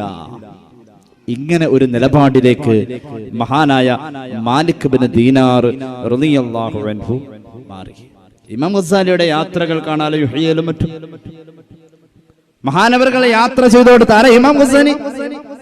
1000 കൊല്ലത്തിനുള്ളിൽ ലോകം കണ്ട ഏറ്റവും വലിയ മഹാൻ, പണ്ഡിതൻ, സൂഫി, എല്ലാ നിലക്കും ഒരു മനുഷ്യന് ഇത്തിബാഅ് ചെയ്യാൻ പറ്റുന്ന വിധത്തിലുള്ള ജീവിത വിശുദ്ധിയുള്ള മഹാൻ, മഹാനായ ഇമാം ഗസാലി റഹ്മത്തുള്ളാഹി അലൈഹി. ഒരുപാട് ഡോക്ടർമാരെ കണ്ടു, നിപുണരാണ് പലരും. അപ്പോൾ പലരോടും മഹാനവറുകൾ ചോദിച്ചു, സഅൽതുൽ തിബ്ബാ ഫഖുൽതു ലഹും മാ സിർറു തിബ്ബികും, നിങ്ങളുടെ ചികിത്സ ഫലമുള്ളതാകും വിധം നിങ്ങൾ ഈ പ്രവൃത്തിയിൽ, നിങ്ങളുടെ ഈ കാണുന്ന ഫീൽഡിൽ നിങ്ങൾ വല്ലാതെ വളർന്നതായി കാണുന്നു. ഇതിന്റെ രഹസ്യം എന്താണ്? ആ ഡോക്ടർമാർ പറഞ്ഞു, ഖില്ലത്തുത് തആം, ഞങ്ങളുടെ ഈ ശ്രമത്തിന്റെ ഇടയില് ഞങ്ങളെ സംബന്ധിച്ചിടത്തോളം ഞങ്ങൾ ചികിത്സയുടെ മേഖലയിൽ നിലനിൽക്കുമ്പോ വയറ് നിറച്ച് ഭക്ഷണം കഴിക്കലില്ല. അതാണ് ഞങ്ങളുടെ വിജയമത്രേ. അങ്ങനെ ഇമാം ഗസാലിയുടെ സഞ്ചാരം പിന്നെ പണ്ഡിതന്മാരുടെ മുന്നിലെത്തി. ആശ്ചര്യപ്പെടുത്തുന്നതായ അറിവിന്റെ കേദാരങ്ങളെ കണ്ടപ്പോ അവരോട് ചോദിച്ചു, നിങ്ങളുടെ അറിവിന്റെ രഹസ്യം എന്താണ്? പണ്ഡിതന്മാർ പറഞ്ഞു, ഖില്ലത്തുത് തആം, വയറ് നിറച്ച് ഞങ്ങൾ ഭക്ഷണം കഴിക്കലില്ല. അങ്ങനെ ഇരിക്കെ സൂഫിയാക്കളെ പലരെയും കണ്ടു. ഇമാം ഗസാലി അവരോട് ചോദിച്ചു, നിങ്ങളുടെ സൂഫിസത്തിന്റെ രഹസ്യം എന്താ? നിങ്ങളുടെ മനസ്സിനെ അല്ലാഹ് എന്ന വികാരത്തിൽ പിടിച്ചു നിർത്താൻ കഴിയും വിധം നിങ്ങൾക്ക് ഇങ്ങനെ സാധിച്ചത് എന്തുകൊണ്ടെന്ന് ചോദിച്ചപ്പോ അവര് പറഞ്ഞു, ഖില്ലത്തുത് തആം, ഇൽമിന്റെ മേഖലയിലെ അത്ഭുതങ്ങളായ ഫുഖഹാഇനെ കണ്ടു. അവരോട് ചോദിച്ചു, നിങ്ങളുടെ ഫിഖ്ഹി പഠനത്തിന്റെ രഹസ്യം എന്താണ്? അവരും പറഞ്ഞു, ഖില്ലത്തുത് തആം. ഇമാം ഗസാലിയുടെ യാത്ര അവസാനിക്കുകയാണ്. എന്നിട്ട് മഹാനവറുകൾ ദീനിന്റെ നിലപാട് എഴുതുകയാണ്. ഫവജത്തു ഖില്ലത്തുത് തആമി ഫീഹി കുല്ലു ഖൈരിൻ ഫിദ്ദുനിയാ വൽ ആഖിറ, ദുനിയാവിന്റെയും ആഖിറത്തിന്റെയും സർവ്വ വിജയങ്ങളും ഭക്ഷണം വയറ് നിറയാത്തോടത്തെന്ന് ഞാൻ വിധി എഴുതുന്നു. മഹാനായ ഇമാമുന ഗസാലി. എന്റെ സഹോദരങ്ങളെ, സഹോദരിമാരൊക്കെ ഉണ്ടല്ലോ, സാധാരണ അവരുടെ ഒരു പരാതിയുണ്ട്, ഉസ്താദെ കുട്ടി ചോറ് തിന്നുന്നില്ല. അതിന് ദ്വാരക്കാണ്ട് ഇപ്പൊ ചോദിക്കില്ലേ, ദ്വാരക്കലല്ല അതിന് ചെല്ലാൻ പറ്റി ദിക്റുണ്ടോ എന്ന് ചോദിക്കും അല്ലേ. കുട്ടി ചോറ് തിന്നുന്നില്ല, ഇതൊരു പരാതിയാണ്. എന്നാൽ അറിയണേ, കുട്ടികളുടെ ബുദ്ധിയെ കുറിച്ച് ഗുരുകുല സംവിധാനത്തിലുള്ള വിദ്യാഭ്യാസം നടന്ന കാലം മുതൽക്ക് ആചാര്യന്മാർ പഠിപ്പിച്ച ഒരു വാക്യമുണ്ട്. കാകദൃഷ്ടിവഗധ്യാനം ശ്വാനനിദ്രാ തഥൈവാച അല്പാഹാര ജീർണവസ്ത്ര മേധത് വിദ്യാർത്ഥി ലക്ഷണം. ഒരു വിദ്യാർത്ഥിയുടെ ഏറ്റവും പ്രധാനപ്പെട്ട ലക്ഷണമൊത്തൊരു വിദ്യാർത്ഥിയുടെ അടയാളങ്ങൾ കാക്കയുടെ പരിസര നോട്ടം, കാക്കദൃഷ്ടി. കാക്ക എന്ന് പറയുന്ന ആ പക്ഷി പരിസരം നിരീക്ഷിക്കുന്ന പോലെ ആ ഒരു നിരീക്ഷണ ബോധം. അതുപോലെ തന്നെ കൊക്കിന്റെ ഏകാഗ്രത, ഉറക്കിൽ ഒരു നായ ഉണരാൻ കാണിക്കുന്ന അലസതയില്ലാത്ത ചടുലമായ ആ ഉയർത്തെഴുന്നേൽപ്പ് അല്ലേ.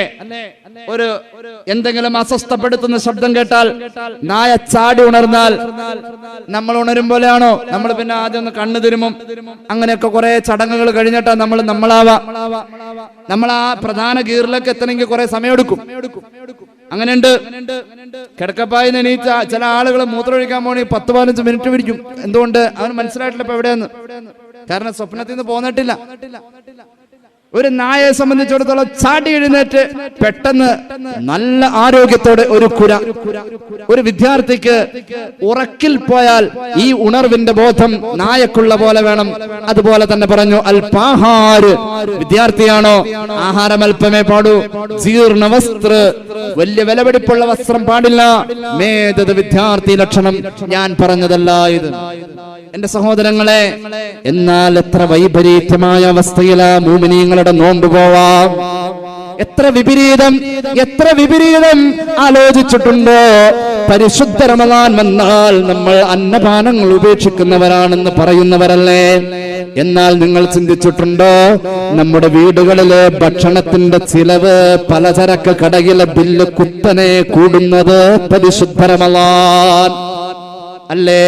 തീരുന്നില്ല.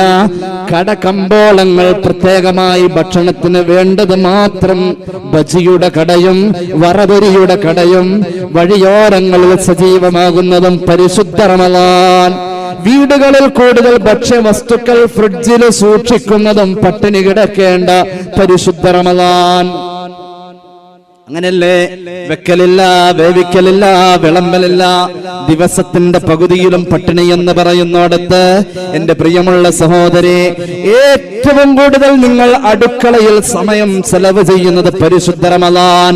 പലപ്പോഴും പലരും പറയാറുണ്ട്, ഉസ്താദ് റമദാനെ കുറിച്ച് പറയുന്ന വഴുതലെന്ന് പറയണേ. സഹോദരിമാരെല്ലാവരും അടുക്കളയിൽ വിഭവ നിർമ്മാണത്തിൽ തിരക്കിലായതുകൊണ്ട് അവർക്ക് പലർക്കും ഖത്മുൽ ഖുർആൻ റമദാനിൽ പൂർണ്ണമല്ല. അവർക്ക് ദിക്റുകൾ ചൊല്ലാൻ നേരം കിട്ടാറില്ല. അവർ റമദാൻ വന്നു കഴിഞ്ഞാൽ അടുക്കളയിൽ ഒരുപാട് സമയം ചെലവ് ചെയ്യുന്നു. റമദാൻ കഴിഞ്ഞു, പട്ടിണി കിടക്കേണ്ട മാസം നമ്മോട് യാത്ര പറഞ്ഞു. ഇനി നമ്മൾ പഴയതുപോലെ ആകാൻ തുടങ്ങുന്നതിന്റെ ആദ്യ ദിവസം, അതായത് പെരുന്നാൾ കഴിഞ്ഞാൽ പിറ്റേന്ന് നമ്മൾ ചൊല്ലുന്നു, ലാബിലേക്ക് പോകുന്നു. കൊളസ്ട്രോൾ കൂടുന്നതും റമദാൻ, ശരീരത്തിന്റെ വണ്ണം കൂടുന്നതും റമദാൻ, കിതപ്പ് കൂടുന്നത് റമദാൻ, തൂക്കം വർദ്ധിക്കുന്നത് റമദാൻ. മുഖൗഖിസ് രാജാവിന്റെ കൊട്ടാരത്തിൽ നിന്നും അതാ ഒരുപാട് സമ്മാനങ്ങൾ കൊടുത്തയക്കപ്പെട്ട ചരിത്രം നമ്മൾ കേട്ടിട്ടുണ്ടാവുമല്ലോ. മദീനയിലേക്കാ വരുന്നത്. മദീനയുടെ പഴയ കാലത്തെ പേര് യത്രിബ് എന്നാണ്. യത്രിബ് എന്ന് പറഞ്ഞാൽ മലമ്പനിയുടെ നാട് എന്നാണ്. ഒരു നാടിനെ മലമ്പനിയുടെ നാടെന്ന് വിളിക്കും വിധം രോഗങ്ങൾ നിറഞ്ഞ മദീനയിലേക്ക് അല്ലാഹുവിന്റെ ഹബീബ് നബി മുഹമ്മദ് മുസ്തഫ സല്ലല്ലാഹു അലൈഹി വസല്ലമ തങ്ങളും സ്വഹാബത്തും കടന്നു ചൊല്ലുകയാണ്. മദീനയുടെ പേരങ്ങ് മാറി മദീന എന്ന പേരിലേക്ക് യത്രിബ് മാറുകയാണ്. എന്തുകൊണ്ടെന്ന് ചോദിച്ചാൽ ആരോഗ്യപരമായി അവിടെ സ്വഹാബികൾ വലിയ വിപ്ലവം തീർക്കുകയാണ്. ആത്മീയ വിപ്ലവം പറഞ്ഞോടത്ത് ആരോഗ്യമുണ്ട് സഹോദര. നിസ്കാരം എന്ന ഒരു കർമ്മം നമ്മൾ നടത്തുന്നുണ്ടല്ലോ. നിസ്കാരത്തിന്റെ അതിപ്രധാനപ്പെട്ട ഫർദ് തന്നെയാണ് നിൽക്കാൻ കഴിവ് ഉള്ളവൻ നിൽക്ക തന്നെ വേണേ. ആരോഗ്യം ഇബാദത്ത് ഏറ്റവും പ്രധാനപ്പെട്ട കാര്യമാണ്. അള്ളാഹുവിന്റെ ഹബീബ് പ്രത്യേകം പറഞ്ഞിട്ടുണ്ട്, ഇബാദത്തിൽ ആരോഗ്യമുണ്ടാവാൻ നിങ്ങൾ പ്രത്യേകം ദുആ ചെയ്യണമെന്ന്. കേൾക്കണേ, മുഖൗഖിസ് രാജാവിന്റെ കൊട്ടാരത്തിന്റെ വിഭവങ്ങൾ മദീനയുടെ മണവാളനെ തേടി വരുമ്പോ അള്ളാഹുവിന്റെ ഹബീബിന്റെ മുന്നിലേക്ക് കൊട്ടാരത്തിന്റെ പ്രധാന ചികിത്സ നടത്തിക്കൊണ്ടിരുന്ന ഡോക്ടർ വരുമ്പോ മാസങ്ങളോളം അദ്ദേഹത്തിന് ജോലിയില്ലാത്ത മദീന, അദ്ദേഹത്തിന്റെ ജോലിയിൽ പലതും അദ്ദേഹം മറന്നു പോവുകയാണ്.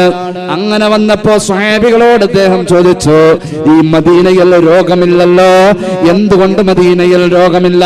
സ്വഹാബത്ത് പറഞ്ഞു, മദീനയിൽ രോഗമില്ലാത്തതിന്റെ കാരണം ഞങ്ങൾ വിശക്കാതെ ഭക്ഷണം കഴിക്കുന്നവരല്ല, വിശക്കുമ്പോൾ മാത്രം ഭക്ഷണം കഴിക്കുന്നവരാ ഞങ്ങൾ മദീനക്കാർ. അങ്ങനെ വിശന്ന ഭക്ഷണം കഴിക്കുമ്പോൾ ഞങ്ങൾ വയറ് നിറയ്ക്കാറില്ല, അതുകൊണ്ട് ഇവിടെ രോഗങ്ങളില്ല. 2016 പരിശുദ്ധ റമദാൻ വന്ന മാസം മലയാളത്തിന്റെ അനുഗ്രഹീതനായ എഴുത്തുകാരൻ P.N. ദാസൻ ഒരു കുറിപ്പെഴുതിയത് പത്രങ്ങൾ റിപ്പോർട്ട് ചെയ്തു. റമദാനിനെ കുറിച്ച് അദ്ദേഹത്തിന്റെ കാഴ്ചപ്പാടുകൾ പങ്കുവെക്കുകയാണ്. എഡിറ്റോറിയൽ പേജിൽ പ്രമുഖ പത്രം എഴുതിവിട്ടു P.N. ദാസന്റെ കുറിപ്പ്. അദ്ദേഹം തുടങ്ങുന്നത് ഇങ്ങനെ: നമ്മൾ ഉറങ്ങുമ്പോൾ പാതി ഉണർവിലാണ്, നമ്മൾ ഉണർന്നിരിക്കുമ്പോൾ പാതി ഉറക്കത്തിലാണ്. ഇങ്ങനെ ഒരു അവസ്ഥയെ മനുഷ്യന് അതിജയിക്കാൻ കഴിയാൻ മനുഷ്യനതിനു വേണ്ടി ചെയ്യേണ്ടത് ഉപവാസമാണ്. P.N. ദാസൻ അതിനു വേണ്ടി കൊടുത്ത ഉദാഹരണം ഏറ്റവും പ്രമുഖരും പ്രധാനികളുമായ പ്ലേറ്റോയും അതുപോലെ തന്നെ ആഡം സ്മിത്തും അരിസ്റ്റോട്ടിലും ഒക്കെ അവരുടെ പ്രബന്ധങ്ങൾ തയ്യാറാക്കുന്നതിന്റെ ദിവസങ്ങൾക്ക് മുന്നേ ഉണർന്ന മനസ്സോടുകൂടെ തയ്യാറാക്കാൻ വേണ്ടിയിട്ട് അവർ ഉപവസിക്കൽ പതിവാ. നോമ്പ് കൊണ്ടുള്ള ഉപവാസത്തിൽ ഒരു മനുഷ്യന് കിട്ടുന്നത് ഉണർന്ന ഹൃദയമാണ്. ഖുർആൻ പറഞ്ഞ പോലെ ലഅല്ലക്കും തത്തഖൂൻ, നോമ്പ് കൊണ്ടുള്ള ലക്ഷ്യം ഖൽബ് നന്നാവല. അല്ലാഹു തൗഫീഖ് നൽകട്ടെ. ഇപ്പൊ നമ്മൾ ഉണർന്നിരിക്കാം. ആ കുട്ടി ഇതിലെ പോയി, ആ മോനെ അറിയുമാരെങ്കിലും ചെറുക്കൻ. നമ്മളൊരു കല്യാണത്തിന് പോയി, ഒരു 100-150 ആളെ കാണും. 100-150 ആളെയും നമുക്ക് ഓർത്ത് പറയാൻ കഴിയൂല. നമ്മുടെ മനസ്സ് പാതി ഉറക്കത്തിലാണ്. ചിലപ്പോ ഒരാളെ കണ്ടിട്ടുണ്ടാവും, ചിരിച്ചിട്ടുണ്ടാവും, എന്നാലും അവനെ വൈകിട്ട് കാണുമ്പോൾ ചോദിക്കും, എന്താ നിന്നെ കല്യാണത്തിനുണ്ട്? നമ്മളല്ലേ വർത്താനം. ശരി, വർത്താനം. ഉണർന്ന് എന്ന ഉറക്കത്തില. എന്നാ ഉറങ്ങണ അവസ്ഥ ഒന്ന് ഓർത്ത് നോക്കി. ഒരു കൊതുക് അതിലൂടെ അങ്ങനെ പാസ് ചെയ്താൽ അപ്പൊ തന്നെ നമ്മളെ പതുക്കെ ടോർച്ചെടുക്കും. എന്തത്? അടുത്ത് കിടക്കുന്ന ആള് പതുക്കെ ഒന്ന് കൈ വെച്ചാൽ മതി, നമ്മൾ ഉറക്കത്തിലാണല്ലോ തട്ടിമാറ്റും. തണുത്താൽ പുതപ്പ് അന്വേഷിക്കും, ചൂടാണെങ്കിൽ വിയർത്തൊലിക്കുന്നതിനെ കൃത്യമായി അറിയും. ഉറങ്ങുമ്പോഴും പാതി ഉണർവില്ല. ഇതൊന്ന് ബാലൻസ് ചെയ്യപ്പെടാൻ, അല്ലെങ്കിൽ അതിന്റെ കൃത്യമായ അവസ്ഥയിൽ പരിപൂർണമായി ഉണർന്നു വരാൻ ഉപവാസം വേണം. ഉണരൽ ഹൃദയമാണ്, ഒരാളുടെ മനസ്സാണ് ഉണരേണ്ടത്. അതിന് പറയപ്പെട്ടു ലഅല്ലക്കും തത്തഖൂൻ, ഉണരണമെങ്കിൽ ഉപവാസം നിർബന്ധം. അല്ലാഹു തൗഫീഖ് നൽകട്ടെ. ഈ രീതിയിൽ നോമ്പ് ഒരു മനുഷ്യന്റെ മുന്നിൽ കൊണ്ടുവരുന്നത് ഉപവാസത്തിന്റെ മഹത്വവും അതുപോലെ തന്നെ സഹാനുഭൂതിയുടെ രഹസ്യങ്ങളുമാണ്. ഇങ്ങനെ ഒരാൾ നോമ്പെടുക്കുന്നു, ആ നോമ്പ് കൊണ്ട് ആരോഗ്യപരമായി ഈ ചിന്തയിലൂടെ അവൻ നോമ്പെടുക്കുമ്പോ ആരോഗ്യപരമായി ആനന്ദം കണ്ടെത്തുന്നു. ആ പട്ടിണിക്ക് ഒരു രസമുണ്ട്, ആ പട്ടിണി കൊണ്ട് ഒരു ത്രില്ല് കിട്ടുകയാണ്. ഇനി നിങ്ങൾ ആലോചിച്ച് നോക്കൂ, ഈ അർത്ഥത്തിൽ നോമ്പ് വെച്ചിരിക്കുന്ന ലക്ഷ്യത്തിലേക്ക് വിഭാവനം ചെയ്യപ്പെട്ടിട്ടുള്ള ഓരോ ആളുകളുമുണ്ട്. യഥാർത്ഥ നോമ്പുകാരൻ അവർ ഇതുപോലെ നോമ്പെടുത്തു വന്ന് അവൻ പരിശുദ്ധമായ ഒരു പട്ടിണിയായി ഇപ്പൊ കിടന്നിട്ടുള്ളത്. അവനെ സംബന്ധിച്ചിടത്തോളം അവന്റെ ഉദരത്തിന് മാത്രമല്ല പട്ടിണി, അവന്റെ നാവിന് പട്ടിണി, അവന്റെ കേൾവിക്ക് ഹറാമ് കിട്ടാതെ കേൾവി ഹറാമിന്റെ പട്ടിണിയില്ല. അവന്റെ ഹൃദയത്തിൽ മോശമായതൊന്നും വന്നിട്ടില്ല, ഹൃദയവും ഹറാമിൽ പട്ടിണിയാണ്. ഈ രീതിയിൽ പകലന്തിയോളം നോമ്പെടുത്ത ആളെ ആ നോമ്പൊന്ന് തുറപ്പിക്കാണ്, ഭക്ഷണം കൊടുത്തുകൊണ്ട് അവനെ സന്തോഷിപ്പിക്കാണ്. ചെറിയ കാര്യമല്ല മുഅ്മിനേ, നോമ്പുകാരന്റെ നോമ്പ് തുറയെ അല്ലാഹുവിന്റെ ഹബീബ് എത്ര മഹത്വത്തോടുകൂടെയാ കണ്ടിട്ടുള്ളത്. ശഅബാൻ മാസം വരുമ്പോ പുന്നാര നബി തങ്ങൾ നോമ്പിനെ കുറിച്ച് അങ്ങ് പറയലാണ്. കാണാമല്ലോ ഹദീസ്. ഇമാം ബൈഹഖി അവിടുത്തെ ശുഅബുൽ ഈമാനിൽ പറയുന്നുണ്ട്, ഇമാം ഇബ്നു ഖുസൈമ അവിടുത്തെ സ്വഹീഹിൽ പറയുന്നുണ്ട്, അൻ സൽമാൻ അൽ ഫാരിസി റളിയല്ലാഹു അൻഹു قال خطب لنا رسول الله صلى الله عليه وسلم في آخر يوم من شعبان. ഷഅബാൻ മാസത്തിന്റെ അവസാന ദിവസം അല്ലാഹുവിന്റെ ഹബീബ് ഞങ്ങൾക്ക് പ്രസംഗം നടത്തി, ഞങ്ങളെ ഉദ്ബോധിപ്പിച്ചു. ആ സമയം ഹബീബായ നബി തങ്ങളുടെ സുദീർഘമായ പ്രഭാഷണത്തിന്റെ അവസാന ഭാഗം, അത് മാത്രം ഞാൻ പറയുന്നു. റസൂലുള്ളാഹി റമളാന്റെ മഹത്വം പറഞ്ഞിട്ട് അവസാനം പറഞ്ഞു, മൻ ഫത്തറ ഫീഹി സായിമാ കാന ലഹു മഗ്ഫിറത്തുൻ ലിദുനൂബിഹി. എത്ര പാപം ചെയ്താലും ഒരു നോമ്പുകാരന്റെ നോമ്പുതുറ നമ്മൾ നടത്തിയാൽ ആ നോമ്പുതുറ കൊണ്ട് നമ്മുടെ പാപം പൊറുക്കുമെന്ന് നബി മുഹമ്മദ് മുസ്തഫ. ഒരാളുടെ നോമ്പുതുറ നടത്താൻ നമുക്ക് സാധിച്ചാൽ ആ നോമ്പുതുറ കൊണ്ട് നമ്മുടെ പാപം പൊറുപ്പിക്കലാണെന്ന് സയ്യിദുനാ റസൂലുള്ളാഹി. ഇനി കേട്ടോളൂ, ആ മനുഷ്യൻ നോമ്പുതുറ നടത്തിയത് കൊണ്ട് അവന്റെ സ്വന്തം ശരീരം നരകത്തിലായിരുന്നു അന്ന് വൈകുന്നേരം വരെ. നിന്റെ ഭക്ഷണം കൊണ്ട് ഒരാൾ നോമ്പ് തുറന്നു പോയതിന്റെ പേര് ഇപ്പോൾ നിന്റെ ശരീരം നരകത്തിന്റെ പുറത്തെത്തി എന്ന് സയ്യിദുനാ റസൂലുള്ളാഹി. അല്ലാഹുവിന്റെ ഹബീബ് സ്വല്ലല്ലാഹു അലൈഹി വസല്ലമ തങ്ങള് പിന്നെ പറഞ്ഞു, നോമ്പെടുത്തവൻ വന്ന് നമ്മുടെ വീട്ടിൽ വന്ന് നോമ്പ് തുറന്നു പോയല്ലോ, ആ നോമ്പുകാരന് ആ നോമ്പ് കൊണ്ട് അല്ലാഹ് കൊടുക്കുന്ന കൂലിയുണ്ടല്ലോ, എത്ര വലുതാണെങ്കിലും അത്ര വലിപ്പമുള്ള മറ്റൊരു കൂലി നിന്റെ അക്കൗണ്ടിലും അവൻ്റെത് കുറയാതെ അല്ലാഹ് തരുമെന്നും നബി മുഹമ്മദ് മുസ്തഫ സല്ലല്ലാഹു അലൈഹി വസല്ലമ തങ്ങൾ ഇത് പറയുമ്പോ സ്വഹാബത്ത് ആകാംക്ഷയോടുകൂടെ ജിജ്ഞാസയോടുകൂടെ ഹബീബായ നബിയുടെ മുന്നിൽ ഇരിക്കുന്ന സ്വഹാബത്ത് പറയുകയാണ്, അലൈസ കുല്ലുനാ നജിദു മാ നുഫത്തിറു ബിഹി യാ റസൂലല്ലാഹ്. ഒരാളെ വയറ് നിറച്ച് ഭക്ഷണം കൊടുത്തുകൊണ്ട് നോമ്പ് തുറ നടത്താൻ ഞങ്ങൾക്ക് കഴിയൂല നബിയെ. ആ സമയം അല്ലാഹുവിന്റെ ഹബീബ് അവരോട് പറയുന്നുണ്ട്, സുലഭമായി പാല് കിട്ടുന്ന കാലമാണത്. മിക്കവാറും സ്വഹാബികൾക്ക് കന്നുകളും അതുപോലെ ഒട്ടകങ്ങളും ആടുകളുമുണ്ട്. ആടുമേക്കൽ തന്നെ ഒരു പ്രധാനമായ ജോലിയായി പലരും ഏറ്റെടുത്ത ജീവിത വ്യവഹാരങ്ങളിൽ സുലഭമായി കാണുന്ന പാലിൽ ഒരു ഇറക്ക് പാലുകൊണ്ട് ഒരാളുടെ നോമ്പിന്റെ ദാഹത്തെ നോമ്പ് തുറയിലൂടെ ശമിപ്പിക്കാൻ കഴിയുന്നവർക്കോ ഈ പറയപ്പെട്ട പ്രതിഫലം ഒരു കീറ് കാരക്ക കൊണ്ടും ഒരിറക്ക് പച്ചവെള്ളം കൊണ്ടും സാധ്യമെന്ന് സയ്യിദുനാ റസൂലുള്ളാഹി. പട്ടിണി കിടന്നവൻ പട്ടിണിയുടെ മഹത്വം അറിഞ്ഞവനാം, നോമ്പ് കൊണ്ടതവൻ നേടിയെടുത്തവനാം, മനുഷ്യത്വം പഠിച്ചവനാ, ഒരു പച്ചയായ നല്ല മനുഷ്യനാവൻ. ആ നല്ല മനുഷ്യനെ നോമ്പ് തുറപ്പിച്ചു നമ്മൾ. റമളാൻ കൊണ്ട് സംസ്കരണം കിട്ടിയവനെ നോമ്പ് തുറപ്പിച്ചു. കിട്ടുന്ന പ്രതിഫലം എത്രയാ പറഞ്ഞറിയിക്കാൻ കഴിയാത്ത വിധമല്ലേ. അള്ളാഹുവിന്റെ ഹബീബ് ഏറെ പ്രോത്സാഹിപ്പിച്ച കാര്യമാണ് ഭക്ഷണം കൊടുക്കല്.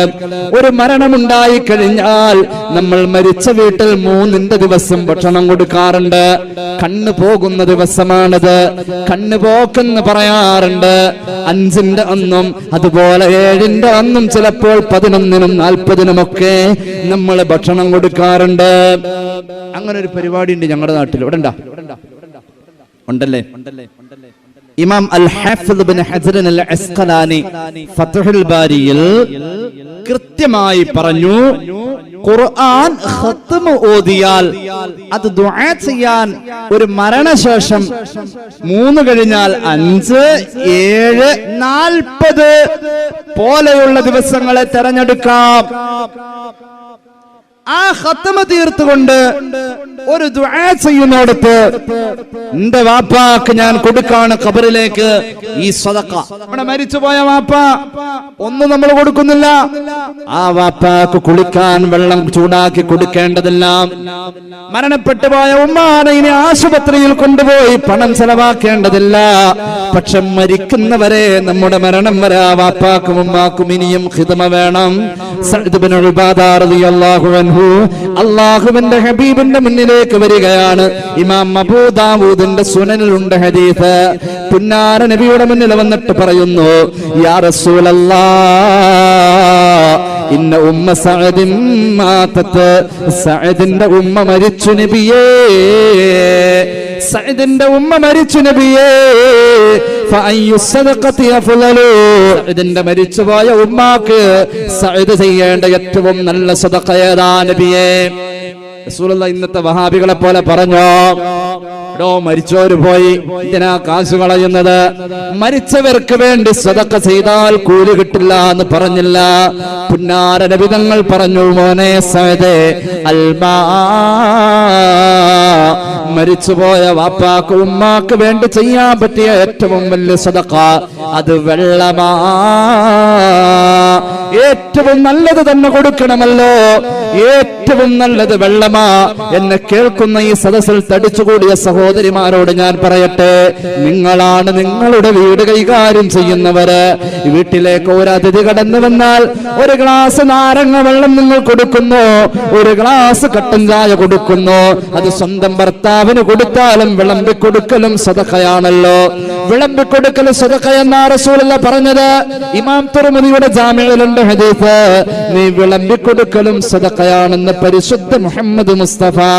ആ വിളമ്പിക്കൊടുക്കൽ സദഖയായി വരുമ്പോൾ നീ വിളമ്പുകയല്ലേ, വീട്ടിലെ ഗ്ലാസിൽ കട്ടൻ ചായ വിളമ്പുകയല്ലേ, ആ വിളമ്പിക്കൊടുക്കൽ സദഖയാണ് എങ്കിൽ ഏറ്റവും കൂലിയുള്ള സദഖയാണ് ഭക്ഷണവും വെള്ളവും. അത് ദാനം ചെയ്യുമ്പോ നിന്റെ മരിച്ചുപോയ കുടുംബാംഗങ്ങളെ കരുതിക്കൂടെ?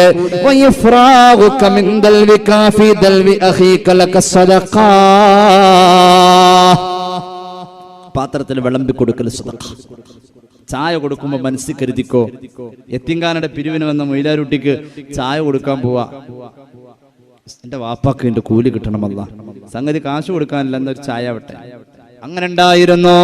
എന്റെ ഉമ്മ പറയാറുണ്ട്, റോഡിലേക്ക് ചാഞ്ഞു നിൽക്കുന്ന മാവിന്റെ കൊമ്പ് പോകുന്ന വാഹനങ്ങൾക്ക് അസൗകര്യമാകുമ്പോ അത് വെട്ടിക്കളയട്ടെ എന്ന് ചോദിക്കുമ്പോ പറയാറുണ്ട്, മദ്രസയിലേക്ക് പോകുന്ന കുട്ടികൾ കല്ലെറിയുന്നതാ, അത് കളയേണ്ടതില്ല. ഏത് ആ മാവും കൊമ്പേല് മാങ്ങ ഉണ്ടായ കുട്ടികളടക്ക കല്ലെറിഞ്ഞ് ചാടിക്കാറുണ്ട്. അത് അങ്ങനെയെങ്കിലും ആ കുട്ടികൾക്ക് അത് ഉപകാരവും, അവർക്ക് കഴിക്കാൻ. അങ്ങനെ ഉണ്ടായിരുന്നല്ലോ. ആഹാരങ്ങൾ അങ്ങുമിങ്ങും പങ്കുവെക്കുന്ന പതിവുണ്ടായിരുന്നല്ലോ. ഇന്ന് അണുകുടുംബങ്ങളിൽ മതിൽക്കെട്ടിന്റെ അകത്ത് അത് ഇല്ലാതെ പോകുമ്പോ, ഹബീബായ നബിയുടെ പ്രിയപ്പെട്ട സഹാബത്ത് മുന്നിലിരിക്കുമ്പോ, ഹജ്ജത്തുൽ വദാഇന്റെ പ്രോജ്വലമായ പ്രഭാഷണം നടക്കുമ്പോ മഹാനായ അബൂ ഉമാമ തങ്ങൾ മുന്നിലുണ്ട്. ഫഖാല സമിഅതു റസൂലുള്ളാഹി സ്വല്ലല്ലാഹു അലൈഹി വസല്ലമ യഖൂലു ഫീ ഖുതുബതിഹി ആമ ഹജ്ജത്തുൽ വിദാ. ഹജ്ജത്തുൽ വിദാഇന്റെ പ്രോജ്വല പ്രഭാഷണം പുന്നാര പൂമാന്റെ അതിര കുസുമങ്ങൾക്കിടയിൽ നിന്നും അടർന്നു വീണത് ഞാൻ കേട്ട് മതിവോളം ആസ്വദിച്ചതാ. ഞാനെന്ന് ശ്രദ്ധിച്ച ഒരു പ്രധാനപ്പെട്ട കാര്യം, അല്ലാഹുവിന്റെ ഹബീബ് എന്ന് പറഞ്ഞു, ലാ തുൻഫിഖു ഇംറഅത്തുൻ മിൻ ബൈതി സൗജിഹാ. ഭർത്താവിന്റെ വീട്ടിൽ താമസിക്കുന്ന ഭാര്യ എന്ന സഹോദരി, നീ നിന്റെ ഭർത്താവിന്റെ വീട്ടിലെ ഒന്നും നിന്റെ സ്വാതന്ത്ര്യത്തിൽ ദാനം ചെയ്തു തീർക്കല്ലേ, നിനക്കതിന് അനുവാദമില്ല എന്ന് മുഹമ്മദ് മുസ്തഫ സല്ലല്ലാഹു അലൈഹി വസല്ലം. ഭർത്താവിന്റെ വീട്ടിൽ നിന്നും ഒന്നും നീ എടുത്ത് ദാനം ചെയ്യാൻ പാടില്ല, നിനക്കതിന് അനുവാദമില്ല. ഇതങ്ങ് തീരുന്നതിന് മുന്നേ, ഈ വചനം പൂർണ്ണമാകുന്നതിന് മുന്നേ ഒരു സഹാബി എഴുന്നേറ്റു. ഖീല, സഹാബി ചോദിച്ചു, യാ റസൂലല്ലാഹ് വലത്തആം, ഭക്ഷണം ദാനം ചെയ്യണ്ടെന്നങ്ങ് പറഞ്ഞോ? ഭക്ഷണം ദാനം ചെയ്യണ്ട എന്നാണ് അങ്ങ് ഉദ്ദേശിച്ചത്. നബിയെ, ഈ മുഹാജിറുകളായ ഞങ്ങളുണ്ടല്ലോ, ഇവിടെ വന്നപ്പോ അൻസാറുകളായ മദീനക്കാരായ സ്വഹാബികളുടെ പ്രിയപ്പെട്ട ഭാര്യമാര്, ഉമ്മമാര്, സഹോദരിമാരവർ തരുന്ന ഭക്ഷണം കഴിച്ചവരാ ഞങ്ങള്. ഇപ്പോഴും ഞങ്ങൾ അവരുടെ അടുക്കളയിൽ ഒരു വിഹിതം പറ്റുന്നവരാ. സഹോദരിമാര് ഭക്ഷണം കൊടുക്കുന്നതിന് അങ്ങ് തടയുമോ നബിയെ? അല്ലാഹുവിന്റെ ഹബീബ് പറഞ്ഞു, ഭക്ഷണത്തിന്റെ കാര്യത്തിൽ ഞാൻ തടസ്സം പറഞ്ഞിട്ടില്ല പെണ്ണേ, ഭക്ഷണത്തിന്റെ കാര്യത്തിൽ ഞാൻ തടസ്സം പറഞ്ഞിട്ടില്ല. കാരണം ഭക്ഷണം ദാനം ചെയ്യേണ്ടത് തന്നെയാണ്, ഭക്ഷണം ദാനം ചെയ്യേണ്ടത് തന്നെയാണ്. എന്തുകൊണ്ട്? അല്ലാഹു തന്ന നമ്മുടെ സമ്പത്തിൽ ദാനം ചെയ്യാൻ ഏറ്റവും നല്ല സമ്പത്ത് നീ അന്വേഷിക്കുന്നുവെങ്കിൽ അത് ഭക്ഷണം എന്ന് മുഹമ്മദ് മുസ്തഫ പട്ടിണിയെ പറഞ്ഞത് ഈ ഭക്ഷണത്തിന്റെ മഹത്വം അറിയാൻ, പട്ടിണി കിടന്ന റമദാനിൽ ഈ ഭക്ഷണത്തിന്റെ മൂല്യം അറിയാൻ മഹാനായ ഇർബാദ് ഇബ്നു സാരിയ പുന്നാര നബിയുടെ സദസ്സിലിരിക്കുക ഇമാം അഹ്മദിന്റെ മുസ്നദിൽ ഹദീസ് കാണാം. അപ്പോൾ ഹബീബായ നബി തങ്ങൾ പറഞ്ഞു, ഇദാ സഖറ റജുലു ഇംറഅതഹു ഉജിറ, ഭർത്താവ് ഭാര്യയ്ക്ക് കുടിക്കാൻ ഒരു ഗ്ലാസ് വെള്ളം എടുത്തു കൊടുത്താൽ ആ ഭർത്താവിന് സദഖയുടെ കൂലി നബി മുഹമ്മദ് മുസ്തഫ സല്ലല്ലാഹു അലൈഹി വസല്ലമ തങ്ങൾ ഇത് പറഞ്ഞു തീരുന്നതിന് മുന്നേ ഫഖാമ ഇലംറഅതിഹി, മഹാനവറുകൾ സദസ്സിൽ നിന്നും എഴുന്നേറ്റ് പ്രിയപ്പെട്ട ഭാര്യയുടെ അടുക്കലേക്ക് ഓടി. ആ സഹോദരി വീട്ടുജോലി ചെയ്യുന്നതിന്റെ തിരക്ക് പ്രിയപ്പെട്ടവളെ പിടിച്ചിരുത്തി, എന്നിട്ട് ഓടിപ്പോയി കുറച്ച് വെള്ളം കൊണ്ടുവന്നു കുടിക്കാൻ ആവശ്യപ്പെട്ടു. സഹോദരി ചിരിച്ചു, എന്നാലും ഭർത്താവ് പറഞ്ഞതല്ലേ വെള്ളം കുടിച്ചു. കുടിച്ചു കഴിഞ്ഞിട്ട് ചോദിച്ചു, ലിമഹാദാ, എന്തിനു വേണ്ടിയാ ഇങ്ങനെ ചെയ്തത്? ഫഖാല സമിഅതു റസൂലുള്ളാഹി സ്വല്ലല്ലാഹു അലൈഹി വസല്ലം ഇദാ സഖറ റജുലു ഇംറഅതഹു ഉജിറ, ഭർത്താവ് ഭാര്യയ്ക്ക് കുടിക്കാൻ വെള്ളം എടുത്തു കൊടുത്താൽ ഭർത്താവിന് സദഖയുടെ കൂലി നബി മുഹമ്മദ് മുസ്തഫ. അവിടെ ചിരിക്കണ്ട്, എന്റെ കെട്ടിയോൻ വരണ്ടായിരുന്നു ഇന്ന് വഴുത വെക്കാൻ ഇന്നല്ലേ, നഷ്ടായി പോയി. ഭക്ഷണം ദാനം ചെയ്യല് ഏറ്റവും പ്രിയപ്പെട്ട കാര്യം. അല്ലാഹുവിന്റെ ഹബീബ് പറഞ്ഞല്ലോ, ഇമാം അഹ്മദിന്റെ മുസ്നദിൽ ഉണ്ടല്ലോ ഹദീസ്, അൻ തൗബാൻ റളിയല്ലാഹു അൻഹു ഖാല റസൂലുള്ളാഹി, ഒന്നുകൂടി ഖാല റസൂലുള്ളാഹി അഫ്ളലു ദീനാരി യുൻഫിഖുഹു അർ-റജുലു അലാ ഇയാലിഹി, ഒരു മനുഷ്യൻ ചെലവ് ചെയ്യുന്ന ഏറ്റവും പ്രാധാന്യമുള്ള സദഖ ഏതെന്നറിയുമോ? വീട്ടിലേക്ക് അരിയും ചില്ലുവാനും വാങ്ങാൻ വേണ്ടി പലചരക്ക് കടയിൽ ചെലവ് ചെയ്ത പണം, അവിടുത്തെ പറ്റുപടി തീർത്ത പണമാണ് ഏറ്റവും വലിയ സദഖ എന്ന് നബി മുഹമ്മദ് മുസ്തഫ. വീട്ടുവേലയിൽ കൂടണം, അടുക്കളയിൽ സഹായിക്കണം, ഇതെല്ലാം ഹബീബിന്റെ ജീവിതത്തിൽ ഉണ്ടായതാ. ഭാര്യയ്ക്ക് വെള്ളമെടുത്തു കൊടുക്കണം, സദഖയാണ്. പുന്നാര നബി തങ്ങൾ അവിടുത്തെ ജീവിതത്തിൽ അടുക്കള ജോലി ചെയ്തിട്ടുണ്ട് എന്ന് പറഞ്ഞാൽ സ്വഹീഹുൽ ബുഖാരിയിൽ കാണാം. സ്വന്തം വസ്ത്രം കഴുകുമായിരുന്നു, സ്വന്തമായി ചെരുപ്പ് തുന്നുമായിരുന്നു, വീട് വൃത്തിയാക്കുമായിരുന്നു, അടുക്കളയിൽ സഹായിക്കുമായിരുന്നു. ബാങ്കിന്റെ അമരധ്വനി കേട്ട് കഴിഞ്ഞാൽ മഹാനവറുകൾ പള്ളിയിലേക്ക് പോകുമായിരുന്നു. നബി മുഹമ്മദ് മുസ്തഫ. ഈ രീതിയിൽ എന്റെ പ്രിയമുള്ളവരെ, നമ്മുടെ കുടുംബത്തിന് നമ്മൾ ചെലവ് ചെയ്യുന്നത് സ്വർഗത്തിന് വേണ്ടിയാ. ഭക്ഷണം കൊടുക്കൽ ഏറ്റവും പ്രിയപ്പെട്ട അമലാണ്, റസൂലുള്ളാഹിക്ക് വലിയ ഇഷ്ടമുള്ള അമലാ. അല്ലാഹുവിന്റെ ഹബീബ് സല്ലല്ലാഹു അലൈഹി വസല്ലമ തങ്ങളുടെ ജീവിതത്തിൽ ആ സദസ്സിൽ ഭക്ഷണം വിതരണം ചെയ്ത എത്രയെത്ര ചരിത്രങ്ങളാ. ഇബ്നു അബീ ശൈബയുടെ മുസന്നഫിൽ കാണാം, ഒരിക്കൽ പുന്നാര നബിയുടെ മുന്നിലേക്ക് ഒരൽപ്പം പാല് കൊണ്ടുവന്നു കുടിക്കാൻ വേണ്ടി. റസൂലുള്ളാഹി കുടിച്ചു, എന്നിട്ട് സദസ്സിൽ വിതരണം ചെയ്തു. വിതരണം ചെയ്യുമ്പോൾ യാദൃച്ഛികമായി അന്ന് നബി തങ്ങളുടെ ഇടതുവശത്ത് അബൂബക്കർ സിദ്ദീഖ്, സാധാരണ വലതുവശത്താ വരാറ്. അല്ലാഹുവിന്റെ ഹബീബിന്റെ വലതുവശത്തുനിന്ന് ഒരു അഅ്റാബിയായ സ്വഹാബി വന്നുപോയി. പുന്നാര നബി തങ്ങൾക്ക് ഇഷ്ടം ഇടതുവശത്തിരിക്കുന്ന അബൂബക്കർ ആദ്യം കുടിക്കണമെന്നാണ്. പക്ഷേ ഒരു സദസ്സിൽ വിതരണം ചെയ്യണമല്ലോ, അദബിനെ കുറിച്ച് പറയുന്നോടത്ത് മഹാന്മാർ ഈ ഹദീസ് തെളിവ് പറയുന്നുണ്ട്. റസൂലുള്ളാഹി സ്വല്ലല്ലാഹു അലൈഹി വസല്ലമ തങ്ങള് ഇടതുവശത്തിരിക്കുന്ന അബൂബക്കർ തങ്ങൾക്കല്ല കൊടുത്തത്, വലതുവശത്തിരിക്കുന്ന അഅ്റാബി സ്വഹാബിക്കാ കൊടുത്തത്. അപ്പോൾ ആ സദസ്സിൽ അഷ്റഫുൽ ഖൽഖ് കഴിഞ്ഞാൽ പിന്നെ ഏറ്റവും വലിയ മഹാനുണ്ടായിട്ടും ഏറ്റവും അവസാനം കുടിക്കേണ്ടി വന്നു. അങ്ങനെയാണല്ലോ, അങ്ങനെ കറങ്ങി വരുമ്പോ അവസാനം. ജീവിതത്തിൽ ഭക്ഷണം ദാനം ചെയ്യൽ വലിയ മഹത്വം. അടിയന്തരവും കല്യാണമൊക്കെ നടത്തും, നിയ്യത്ത് വെക്കണം. പടച്ചോനെ, എന്റെ വാപ്പാക്ക് പ്രിയപ്പെട്ട ഈ സദഖ ഞാൻ കരുതാ. നമ്മൾ കരുതണം. എന്തിനേറെ പൂച്ചക്ക് വെച്ചു കൊടുക്കുന്ന ചോറിന് പോലും നിയ്യത്ത് വെക്കണം. അല്ലാഹുവേ ഇതൊരു സദഖയാണല്ലോ അല്ലാ. വേനലിന്റെ കൊടുംചൂടിലും നമ്മൾ തണുത്ത വെള്ളം വീടിന്റെ ഉമ്മറത്ത് വെക്കുന്നു പക്ഷിപ്പറവകൾക്ക് വേണ്ടി. നെയ്യത്ത് വെക്കണം, ഇതിന്റെ ഒരു തുള്ളി ഒരു പക്ഷി കുടിച്ചാൽ എന്റെ ഉപ്പാക്കതിന്റെ കൂലി കിട്ടണേ. വീട്ടിലേക്ക് അരിയും പലചരക്കും വാങ്ങിക്കൊണ്ടുവരുമ്പോൾ, മക്കൾക്ക് ഫ്രൂട്ട്സ് വാങ്ങിക്കൊണ്ടുവരുമ്പോ നെയ്യത്ത് വെച്ചോ, പടച്ചോനെ എന്റെ കുഞ്ഞുങ്ങൾ ഇത് കഴിച്ചാലും എനിക്ക് കൂലി കിട്ടണേ അല്ലാ. ആ പൊതിയൊഴിച്ചിട്ട് വിളമ്പി കൊടുക്കുന്ന ഉമ്മ, സഹോദരി, പെങ്ങളെ, നീയും നെയ്യത്ത് വെച്ചോ, ഇതാര് കഴിച്ചാലും എനിക്ക് കൂലി കിട്ടണേ. റമദാൻ ഇതൊക്കെ പറയുന്നുണ്ട്. ഭക്ഷണത്തിന്റെ വിലയെക്കുറിച്ച് പറയുന്നു, വിശപ്പിന്റെ വിലയെക്കുറിച്ച് പറയുന്നു. നമ്മുടെ ജീവിതത്തിൽ നിന്ന് പുതിയ പുതിയ മാറ്റങ്ങൾ വരികയാണ്. നിങ്ങൾക്കറിയുമോ, ഇസ്രായേലി സമൂഹത്തിൽ വ്യഭിചാരം വ്യാപകമായി ഉണ്ടായിരുന്ന ഒരു സാഹചര്യത്തിൽ വ്യഭിചരിച്ച് ക്ഷീണിതയായ ഒരു പെണ്ണ് നടന്നു വരുന്നു. ഇമാം ബുഖാരി ഇവിടുത്തെ സ്വഹീഹിൽ ഹദീസ് പറയുന്നുണ്ട്.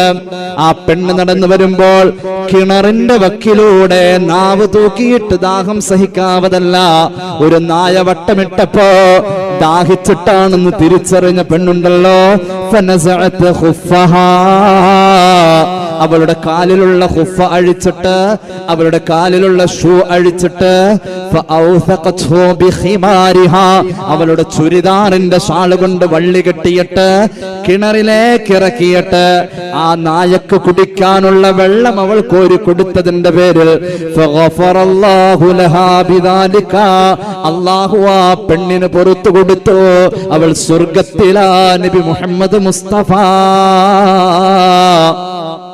സല്ലല്ലാഹു അലൈഹി വസല്ലം നബിയായി ലോകത്തേക്ക് വന്ന മഹാന്മാരുണ്ടല്ലോ, അവർ മുഴുവനും ആടുമേച്ചവരെന്ന് സയ്യിദുനാ റസൂലുള്ളാഹി.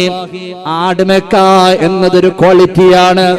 ആടുമേക്ക എന്നതൊരു ക്വാളിറ്റിയാ. ലോകം കണ്ട പ്രവാചകരിൽ മഹാനാണല്ലോ സയ്യിദുനാ മൂസ. മാനവകുലം കണ്ട മൂന്നാമത്തെ മഹാൻ.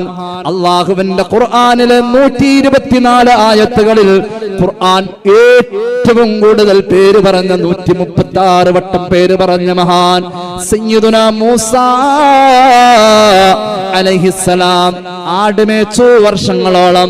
ശുഐബ് നബിയുടെ ആട്ടിടയനായി ജോലി ചെയ്തു. അല്ലാഹുവിന്റെ ഹബീബ് സല്ലല്ലാഹു അലൈഹി വസല്ലം ചില ഖീറാത്തുകൾ പണമായി, ചില ഖീറാത്തുകൾ കൂലിയായി ഖുറൈശികൾക്ക് മുമ്പ് കാലത്ത് ആടുമേച്ച കഥ സ്വഹാബികളോട് പറഞ്ഞിട്ടുണ്ട്. മൂസാ നബി ആടുമേച്ചപ്പോൾ ഒരു ആട്ടിൻകുട്ടിയെ കാണാതെ വന്നപ്പോ കരഞ്ഞുപോയി. സ്നേഹമാണ്, സ്നേഹമാണ്, സ്നേഹമാണ്. മൂസാ നബിയുടെ കണ്ണ് വെട്ടിച്ച ആട്ടിൻകുട്ടി അല്പം അങ്ങോട്ട് മാറി നിന്നിട്ട് പുല്ല് തിന്നുന്നു. കുറെ നേരം അന്വേഷിച്ചു. നമ്മുടെ ആടാണ് പോയെങ്കിൽ നമ്മൾ പറയും, ആടിനെ കാണുമ്പോ തന്നെ എങ്ങനെയൊന്ന് ആ പെരുന്നാളായാൽ മതിയായിരുന്നു നിന്നൊന്ന് കണ്ടിക്കാൻ, അല്ലേ, നിന്നൊന്ന് അറക്കാൻ അങ്ങനെ പറയും. നമുക്ക് അങ്ങനെയാ നമ്മുടെ ഫീലിങ്സ്. ഇവിടുത്തെ കാര്യമില്ലട്ടോ പറഞ്ഞ, നിങ്ങൾ ഇങ്ങനെ നോക്കണമെന്ന് എനിക്ക് പേടിയായിട്ട് ഓടില്ല. അങ്ങനെയല്ലേ പറയാ. മുസനബി പറഞ്ഞത്, ഞാൻ മുഖേന നീ യതീമായോ, നീ ഒറ്റപ്പെട്ടോ, നീ തനിച്ചായതിൽ നിനക്ക് മുഷിപ്പ് തോന്നിയോ എന്ന് പറഞ്ഞിട്ട് ആടിനെ പിടിച്ച് മടിയിലിരുത്തി തല ഒന്ന് തലോടി കൊടുത്തത് അള്ളാഹു ഇഷ്ടപ്പെട്ടതിന്റെ പേരിലായിരിക്കാം ഖലീം എന്ന പദവിയിലെത്തിയതെന്ന് പോലും മഹാന്മാർ ചർച്ച ചെയ്യാം. ഒരു പശുവിനെ കറക്കുന്ന മനുഷ്യൻ നഖം വെട്ടണമെന്ന് സയ്യിദുനാ റസൂലുള്ളാഹി. മക്കം ഫത്ഹിന്റെ ആഘോഷ ആരവങ്ങൾ. സ്വഹാബത്ത് സ്വന്തം നാട്ടിലേക്ക് തിരിച്ചു പോകുന്നു. ഓടുകയാ. അന്ന് ഓടാൻ അവർക്ക് സ്വാതന്ത്ര്യം കൊടുത്തു നബി മുഹമ്മദ് മുസ്തഫ. 10 കൊല്ലം എത്തിപ്പോകുന്നവരുണ്ട്, 12 കൊല്ലം മുമ്പ് പോന്നവരുണ്ട്. ചില സ്വഹാബികൾ ഹബീബായ നബി തങ്ങൾ ഹിജറ വരുന്നതിന്റെ 2 കൊല്ലം മുമ്പ് പോയവരുണ്ട്. ചിലർ എത്യോപ്യയിലേക്ക് പോയിട്ട് അവിടുന്ന് പിന്നെ ആ വഴി മദീനയിൽ വന്നവരുണ്ട്. മക്കം ഫത്ഹിന്റെ ആഘോഷ ആരവങ്ങൾ സന്തോഷത്തോടെ ഓടാണ്. സന്തോഷത്തിന്റെ ഓട്ടത്തിൽ പലതും മറന്നു പോവാറുണ്ടല്ലോ. സന്തോഷത്തിന്റെ ഓട്ടമുണ്ടാവാറുണ്ടല്ലോ. സന്തോഷത്തിന്റെ ഓട്ടമുണ്ടെന്ന് ഖുർആൻ പറഞ്ഞിട്ടുണ്ടല്ലോ. പേടിച്ചും ഓടാറുണ്ട്, സന്തോഷം കൊണ്ടും ഓടാറുണ്ട്. വനുഫിഖ ഫിസ്സൂരി ഫഇദാ ഹും മിനൽ അജ്ദാസ് ഇലാ റബ്ബിഹിം യസിലൂൻ. ഖാലൂ യാ വൈലനാ മൻ ബഅസനാ മിൻ മർഖദിനാ ഹാദാ മാ വഅദർ റഹ്മാൻ വസദഖൽ മുർസലൂൻ. എല്ലാവർക്കും അറിയാലോ ഈ ആയത്ത്. ഖബറിൽ നിന്നും ഇസ്രാഫീലിന്റെ ഊത്ത് കേട്ടിട്ട് ഓടുന്ന രണ്ട് വിഭാഗമുണ്ട്. ഒന്നാമത്തെ വിഭാഗം പേടിച്ചരണ്ടു പോകുന്നവർ, അതിലല്ല നമ്മെ പെടുത്താതിരിക്കട്ടെ. ഓടാണ് രണ്ടാമത്തെ വിഭാഗവും. അവര് പറയുകയാണ് ഹാദാ മാ വഅദർ റഹ്മാൻ, റഹ്മാനായ തമ്പുരാൻ വഅദ ചെയ്ത സന്തോഷമാ വന്നിട്ടുള്ളത്. വസദഖൽ മുർസലൂൻ, മുർസലീങ്ങൾ സത്യമാണെന്ന് പറഞ്ഞതാ വന്നിരിക്കുന്നത്. സ്വർഗം കാണാൻ തിടുക്കം, ഹിസാബ് എളുപ്പമായി മഹ്ശറ താണ്ടാൻ, സിറാത്തിലൂടെ അപ്പുറം കടക്കാൻ, അല്ലാഹുവിന്റെ ലിഖായിലെത്താൻ, ഹൗദുൽ കൗസർ എന്ന് കുടിക്കാൻ അല്ലാഹു തൗഫീഖ് നൽകട്ടെ. അതിനുവേണ്ടി ഓടുന്ന ഓട്ടമാ രണ്ടാമത്തെ ഓട്ടമെന്ന് പരിശുദ്ധ ഖുർആൻ. സന്തോഷത്തിന്റെ ഓട്ടം കണ്ടിട്ടുണ്ട് ഇപ്പൊ അടുത്തെവിടെയും. നാളെ മദ്രസന്റെ ഉസ്താദെ മദ്രസ പൂട്ടിയാ. അപ്പൊ ഇനിയിപ്പോ നോമ്പും പെരുന്നാളും കഴിഞ്ഞ സന്തോഷത്തിന്റെ ഓട്ടം കാണാൻ മദ്രസ വിടുമ്പോ ആ വരാന്തയിൽ നിന്നിട്ട് ജനലിന്റെ ഇടയുടെ ഒന്ന് നോക്കിയാൽ മതി. മദ്രസ തുടങ്ങി തീരുന്ന സമയം ഇനി ചായ കുടിക്കാൻ പോവാ, ക്ഷീണിതന, ഒന്നും കഴിച്ചില്ല, കിടക്കപ്പായെന്ന് പോകുന്ന കൊച്ച. പക്ഷെ ആ 2ാം ക്ലാസ്സിലേക്ക് ഒന്ന് നോക്കണം. സ്വലാത്ത് ചൊല്ലുമ്പോ 1000 കുതിര ശക്തി എന്നൊക്കെ പറയാതെ ഈ ഭാഗത്തേക്കുള്ള ഞരമ്പൊക്കെ ഒന്ന് ശരിക്കും കാണാൻ പറ്റും. സല്ലല്ലാഹു അലാ മുഹമ്മദ്. എന്നിട്ടൊരു ഓട്ടം. ഉസ്താദ് അങ്ങനെ ഇപ്പുറത്തേക്ക് നോക്കിയാൽ മൂപ്പര് ചാടും. അത് സന്തോഷത്തിന്റെ ഒരു ഓട്ടാണ്. ഈ സന്തോഷത്തിന്റെ ഓട്ടം ഓടി സ്വഹാബികൾ, മുന്നിൽ പോയ സ്വഹാബി ഓടാണ് മക്ക കാണാൻ, കുടുംബം കാണാൻ. മക്ക വിജയിച്ചു, സന്തോഷം. ആധികാരികമായി നെഞ്ചു വിരിച്ച് ലാ ഇലാഹ ഇല്ലല്ലാഹ് പറയാമെന്ന് സന്തോഷിച്ച് ഓടാ കഅബ കാണാൻ. ആ സമയത്ത് മുന്നിൽ പോയ സ്വഹാബിയെ പിടിച്ചു നിർത്താൻ റിസാലത്തിന്റെ കണ്ണുകൊണ്ട് പിന്നീന്ന് കണ്ട റസൂൽ എന്ന് പറഞ്ഞു, നിൽക്കണേ മോനെ. എന്തുകൊണ്ടെന്നറിയുമോ? വഴിയിലേക്ക് ചെരിഞ്ഞു നിൽക്കുന്ന പാറയുടെ തണലിൽ ഒരു നായ പ്രസവിച്ച് കിടക്ക. അതിന്റെ കുഞ്ഞുങ്ങൾ തത്തിക്കളിക്കുന്ന തണലിൽ നീ അതിശീഘ്രം നിന്റെ കുതിരയെ പായിച്ചു കൊണ്ടുപോകുമ്പോ ആ കുതിരയുടെ കുളമ്പടിയിൽ നിന്നും തെറിച്ചു വീഴുന്നതായ മണൽത്തരികൾ നായ്ക്കുഞ്ഞുങ്ങളുടെ ശരീരത്തിൽ വീണാൽ അതുപോലും അപരാധം കരുണയാ നബി മുഹമ്മദ് മുസ്തഫ. കരുണയും സ്നേഹവും സഹാനുഭൂതിയും ഖൽബിലേക്ക് വരുമ്പോ, ഒരു നല്ല മുത്തഖിയായ മനുഷ്യനായി മാറുമ്പോ, നമ്മുടെ മനസ്സങ്ങ് തെളിയുമ്പോ നോമ്പുകൊണ്ട് ഫലമുണ്ടാവുകയാ. ആട് മേച്ച അമ്പിയാക്കൾ മുഴുവനും അങ്ങനെ നട്ടുവളർത്തിയവരല്ലേ നമ്മൾ. നട്ടുവളർത്തിയതിൽ തിന്നാനുള്ളത് പെരിച്ചാഴി കഴിച്ചാലും കൂലിയാ, കള്ളൻ കൊണ്ടുപോയാലും കൂലിയാ. സ്വഹീഹ് മുസ്ലിം അൻ ജാബിർ ഇബ്നു അബ്ദുല്ലാഹി റളിയല്ലാഹു അൻഹു ഖാല റസൂലുള്ളാഹി, ഹബീബായ നബി തങ്ങൾ പറഞ്ഞു, മാമിൻ മുസ്ലിമിൻ യഗ്രിസു ഗർസ ഇല്ലാ കാന മാ ഉകില മിൻഹു ലഹു സദഖാ. നമ്മൾ നട്ടത് ആരെങ്കിലും അതിൽ നിന്നും കട്ട് തിന്നാൽ, അതിൽ നിന്നും ആരെങ്കിലും തിന്നാൽ, ഏതെങ്കിലും ജീവി തിന്നാൽ, വമാ സുരിഖ മിൻഹു ലഹു സദഖ, കട്ട് തിന്നാലും സദഖയാണ്. വമാ അഖല സബഉ മിൻഹു ഫഹുവ ലഹു സദഖ, വന്യജീവികൾ കഴിച്ചത്, മൃഗങ്ങൾ കഴിച്ചത്, പക്ഷികൾ കൊത്തിത്തിന്നതെല്ലാം സദഖയാണെന്ന് നബി മുഹമ്മദ് മുസ്തഫ. പണ്ടൊക്കെ പാടാറുണ്ടല്ലോ, കള്ളൻ കട്ടോട്ടെ കൊണ്ടോയി തിന്നോട്ടെ കണ്ടാലാരും മിണ്ടണ്ട, കൂലിയുണ്ട്. അങ്ങനത്തെ പാട്ട് കേട്ടിട്ടില്ല നിങ്ങള്? അങ്ങനെ കേട്ടിട്ടുണ്ടോ? എന്റെ വല്യമ്മ പാടാറുണ്ടായിരുന്നു. കള്ളം കട്ടോട്ടെ കൊണ്ടോയി തിന്നോട്ടെ, തിന്നലാണോ കൂലിയുണ്ട്, ഉജിറ. ഇത് എവിടെ നിന്ന് താഴത്തേക്ക് ഇറങ്ങിയാൽ ഉജിറ, തൊണ്ട വിട്ട് താഴെ ഇറങ്ങിയാൽ പ്രതിഫലം ഉറപ്പെന്ന് മുഹമ്മദ് മുസ്തഫ സല്ലല്ലാഹു അലൈഹി വസല്ലം. നമ്മുടെ വീട്ടിൽ ഒരു വിരുന്നുകാരൻ വന്നാൽ ആ വിരുന്നുകാരൻ ഭക്ഷണം കഴിക്കുന്ന ദിവസം, പ്രത്യേകിച്ച് ആ സമയത്ത് സമ്പാദ്യത്തിൽ ഹിസാബില്ല. നബി മുഹമ്മദ് മുസ്തഫ വിരുന്നുകാരൻ വന്നാൽ അറുത്ത് ഭക്ഷണം കൊടുക്കണമെന്ന അള്ളാന്റെ ഹബീബ് പഠിപ്പിച്ചത്. അതിഥിക്ക് സൽക്കരിക്കുന്നതിനാരെങ്കിലും അറക്കുന്ന പക്ഷം സോദരാ എന്തെങ്കിലും നരകത്തിനെ തോട്ടത് ഫിദാ ആണെന്ന്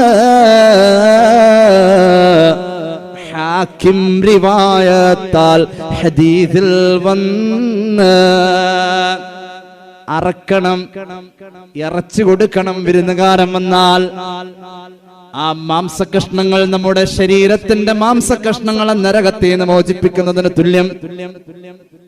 وَلَقَدْ جَاءَتْ رُسُلُنَا إِبْرَاهِيمَ بِالْبُشْرَى قَالُوا سَلَامًا قَالَ سَلَامٌ فَمَا لَبِثَ أَن جَاءَ بِعِجْلٍ حَنِيذٍ فَلَمَّا رَأَى أَيْدِيَهُمْ لا تصل إليه نكرهم وأوجس منهم خيفة قالوا لا تخف إنا أرسلنا إلى قوم لوط وامرأته قائمة فضحكت فبشرناها بإسحاق ومن وراء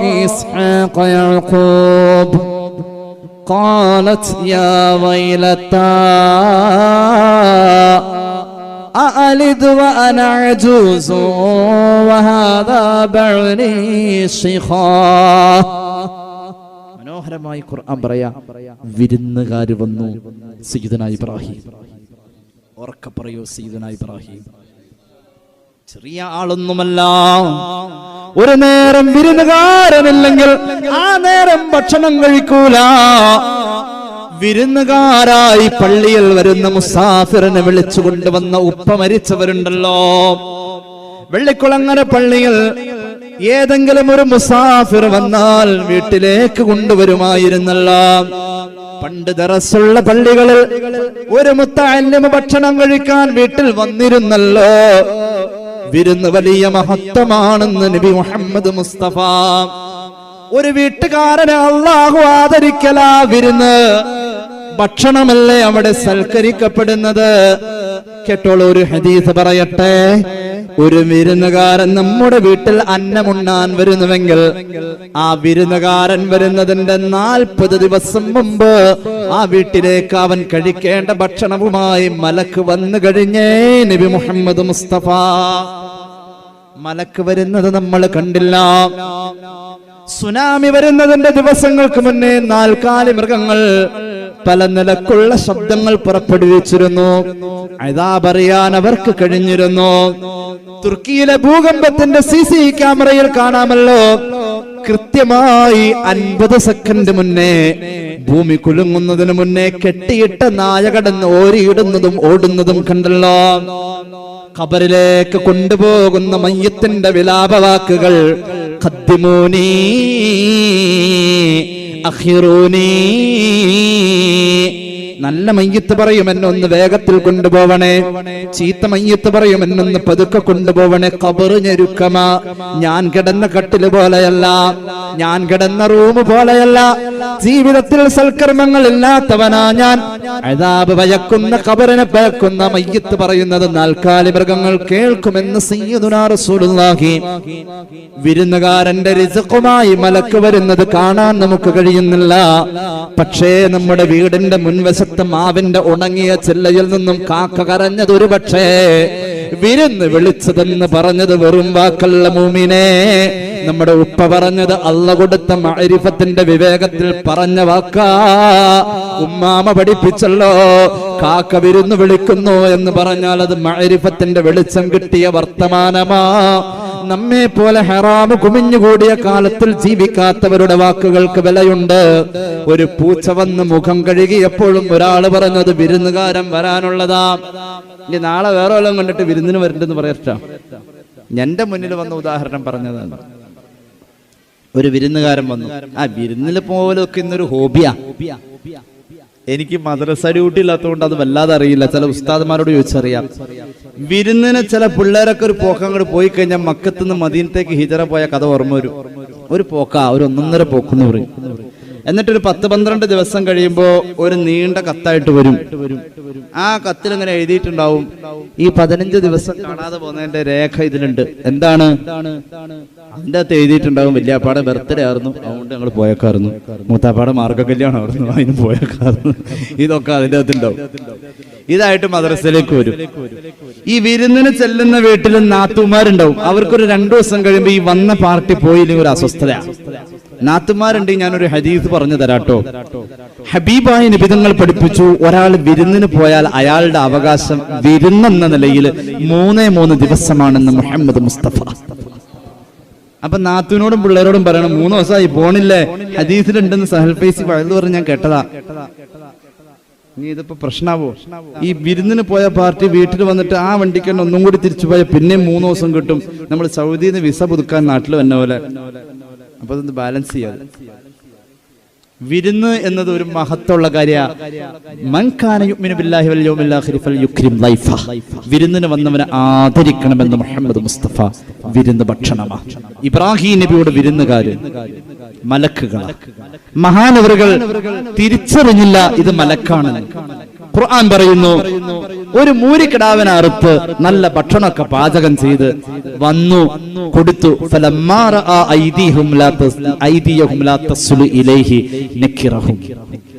മലക്കുകളായതുകൊണ്ട് ഭക്ഷണം കഴിക്കില്ലല്ലോ.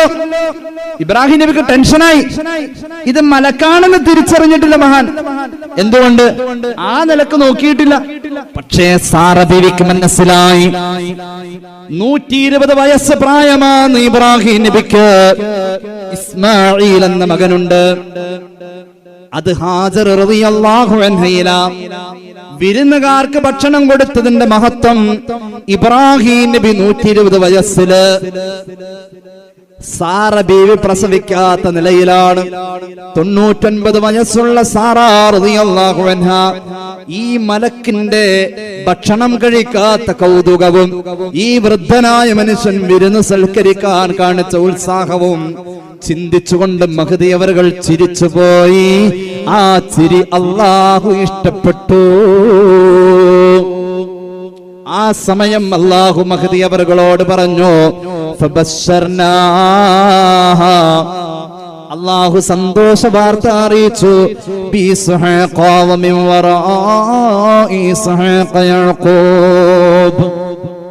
ഇസ്ഹാഖ് എന്ന കുട്ടി നിനക്കുണ്ടാവും. ഇസ്ഹാഖിന് ശേഷം അതിന്റെ തലമുറ പിന്നീട് വരുന്ന യാക്കൂബി പരമ്പരയുണ്ടാകും. സന്തോഷം അറിയിച്ചു. അതുകൊണ്ട് ഞാൻ ചുരുക്കുന്നു, ഭക്ഷണ സൽക്കാരത്തിന്റെ ലാഘവത്തിൽ നോമ്പുതുറയെ കാണല്ലേ. നമ്മുടെ ജീവിതത്തിൽ നോമ്പുതുറ ഒരു വലിയ അമലാ. നോമ്പ് തുറപ്പിക്കുന്ന ആൾക്ക് അല്ലാഹു കൊടുക്കുന്ന വലിയ പ്രതിഫലങ്ങൾ. നമ്മുടെ ശരീരത്തെ നരകത്തിൽ നിന്നും പുറത്തെടുത്തു, പാപങ്ങൾ പൊറുപ്പിച്ചു. അതുപോലെ തന്നെ അല്ലാഹുവിന്റെ കാരുണ്യത്തിന്റെ നോട്ടം കിട്ടുകയാ. ഇത് 3 പത്തിലുണ്ട്. കാരുണ്യം ആദ്യത്തെ 10, പാപം പൊറുപ്പിക്കല് 2ാമത്തെ 10, നരകമോചനം 3ാമത്തെ 10. നോമ്പ് തുറയിലൂടെ 3 കാര്യവും സാധ്യം. അല്ലാഹു തൗഫീഖ് നൽകി അനുഗ്രഹിക്കട്ടെ. അതുകൊണ്ട് ജീവിതത്തിൽ പട്ടിണി കിടക്കുന്നു എന്ന തോന്നൽ ഒരിക്കലും റമദാൻ കൊണ്ട് നമുക്ക് ഉണ്ടാവാറില്ല. വിശപ്പിന്റെ വിലയെ ബോധ്യപ്പെടൽ റമദാനിന്റെ നോമ്പിൽ ആർക്കും അനുഭവമായിട്ടില്ല. അതുപോലെ തന്നെ ഭക്ഷണ സൽക്കാരത്തിന്റെ ലാഘവത്തിനപ്പുറം നോമ്പ് തുറ ഒരു അമലാണെന്ന് നമ്മൾ ചിന്തിക്കാറില്ല. നമ്മുടെ ജീവിതത്തിൽ നോമ്പും നോമ്പ് തുറയും ഇസ്ലാം വിഭാവനം ചെയ്യുന്ന ഇത്തരത്തിലുള്ള ലക്ഷ്യങ്ങളിലേക്ക് പോകാൻ ഇനിയും സമയം വൈകിയിട്ടില്ല. ആലോചനകൾ കൊണ്ട് അല്ലാഹു ഉപകാരം നൽകട്ടെ. അറിവിൽ അല്ലാഹു ബറക്കത്ത് ചെയ്യട്ടെ. അല്ലാഹു നമ്മെ സഹായിക്കട്ടെ. ഇത്രയും പറഞ്ഞുകൊണ്ട് ഹ്രസ്വമായ എന്റെ വാക്കുകൾ നിർത്തുന്നു. വആഖിറു ദഅവാന അനിൽ ഹംദുലില്ലാഹി റബ്ബിൽ ആലമീൻ.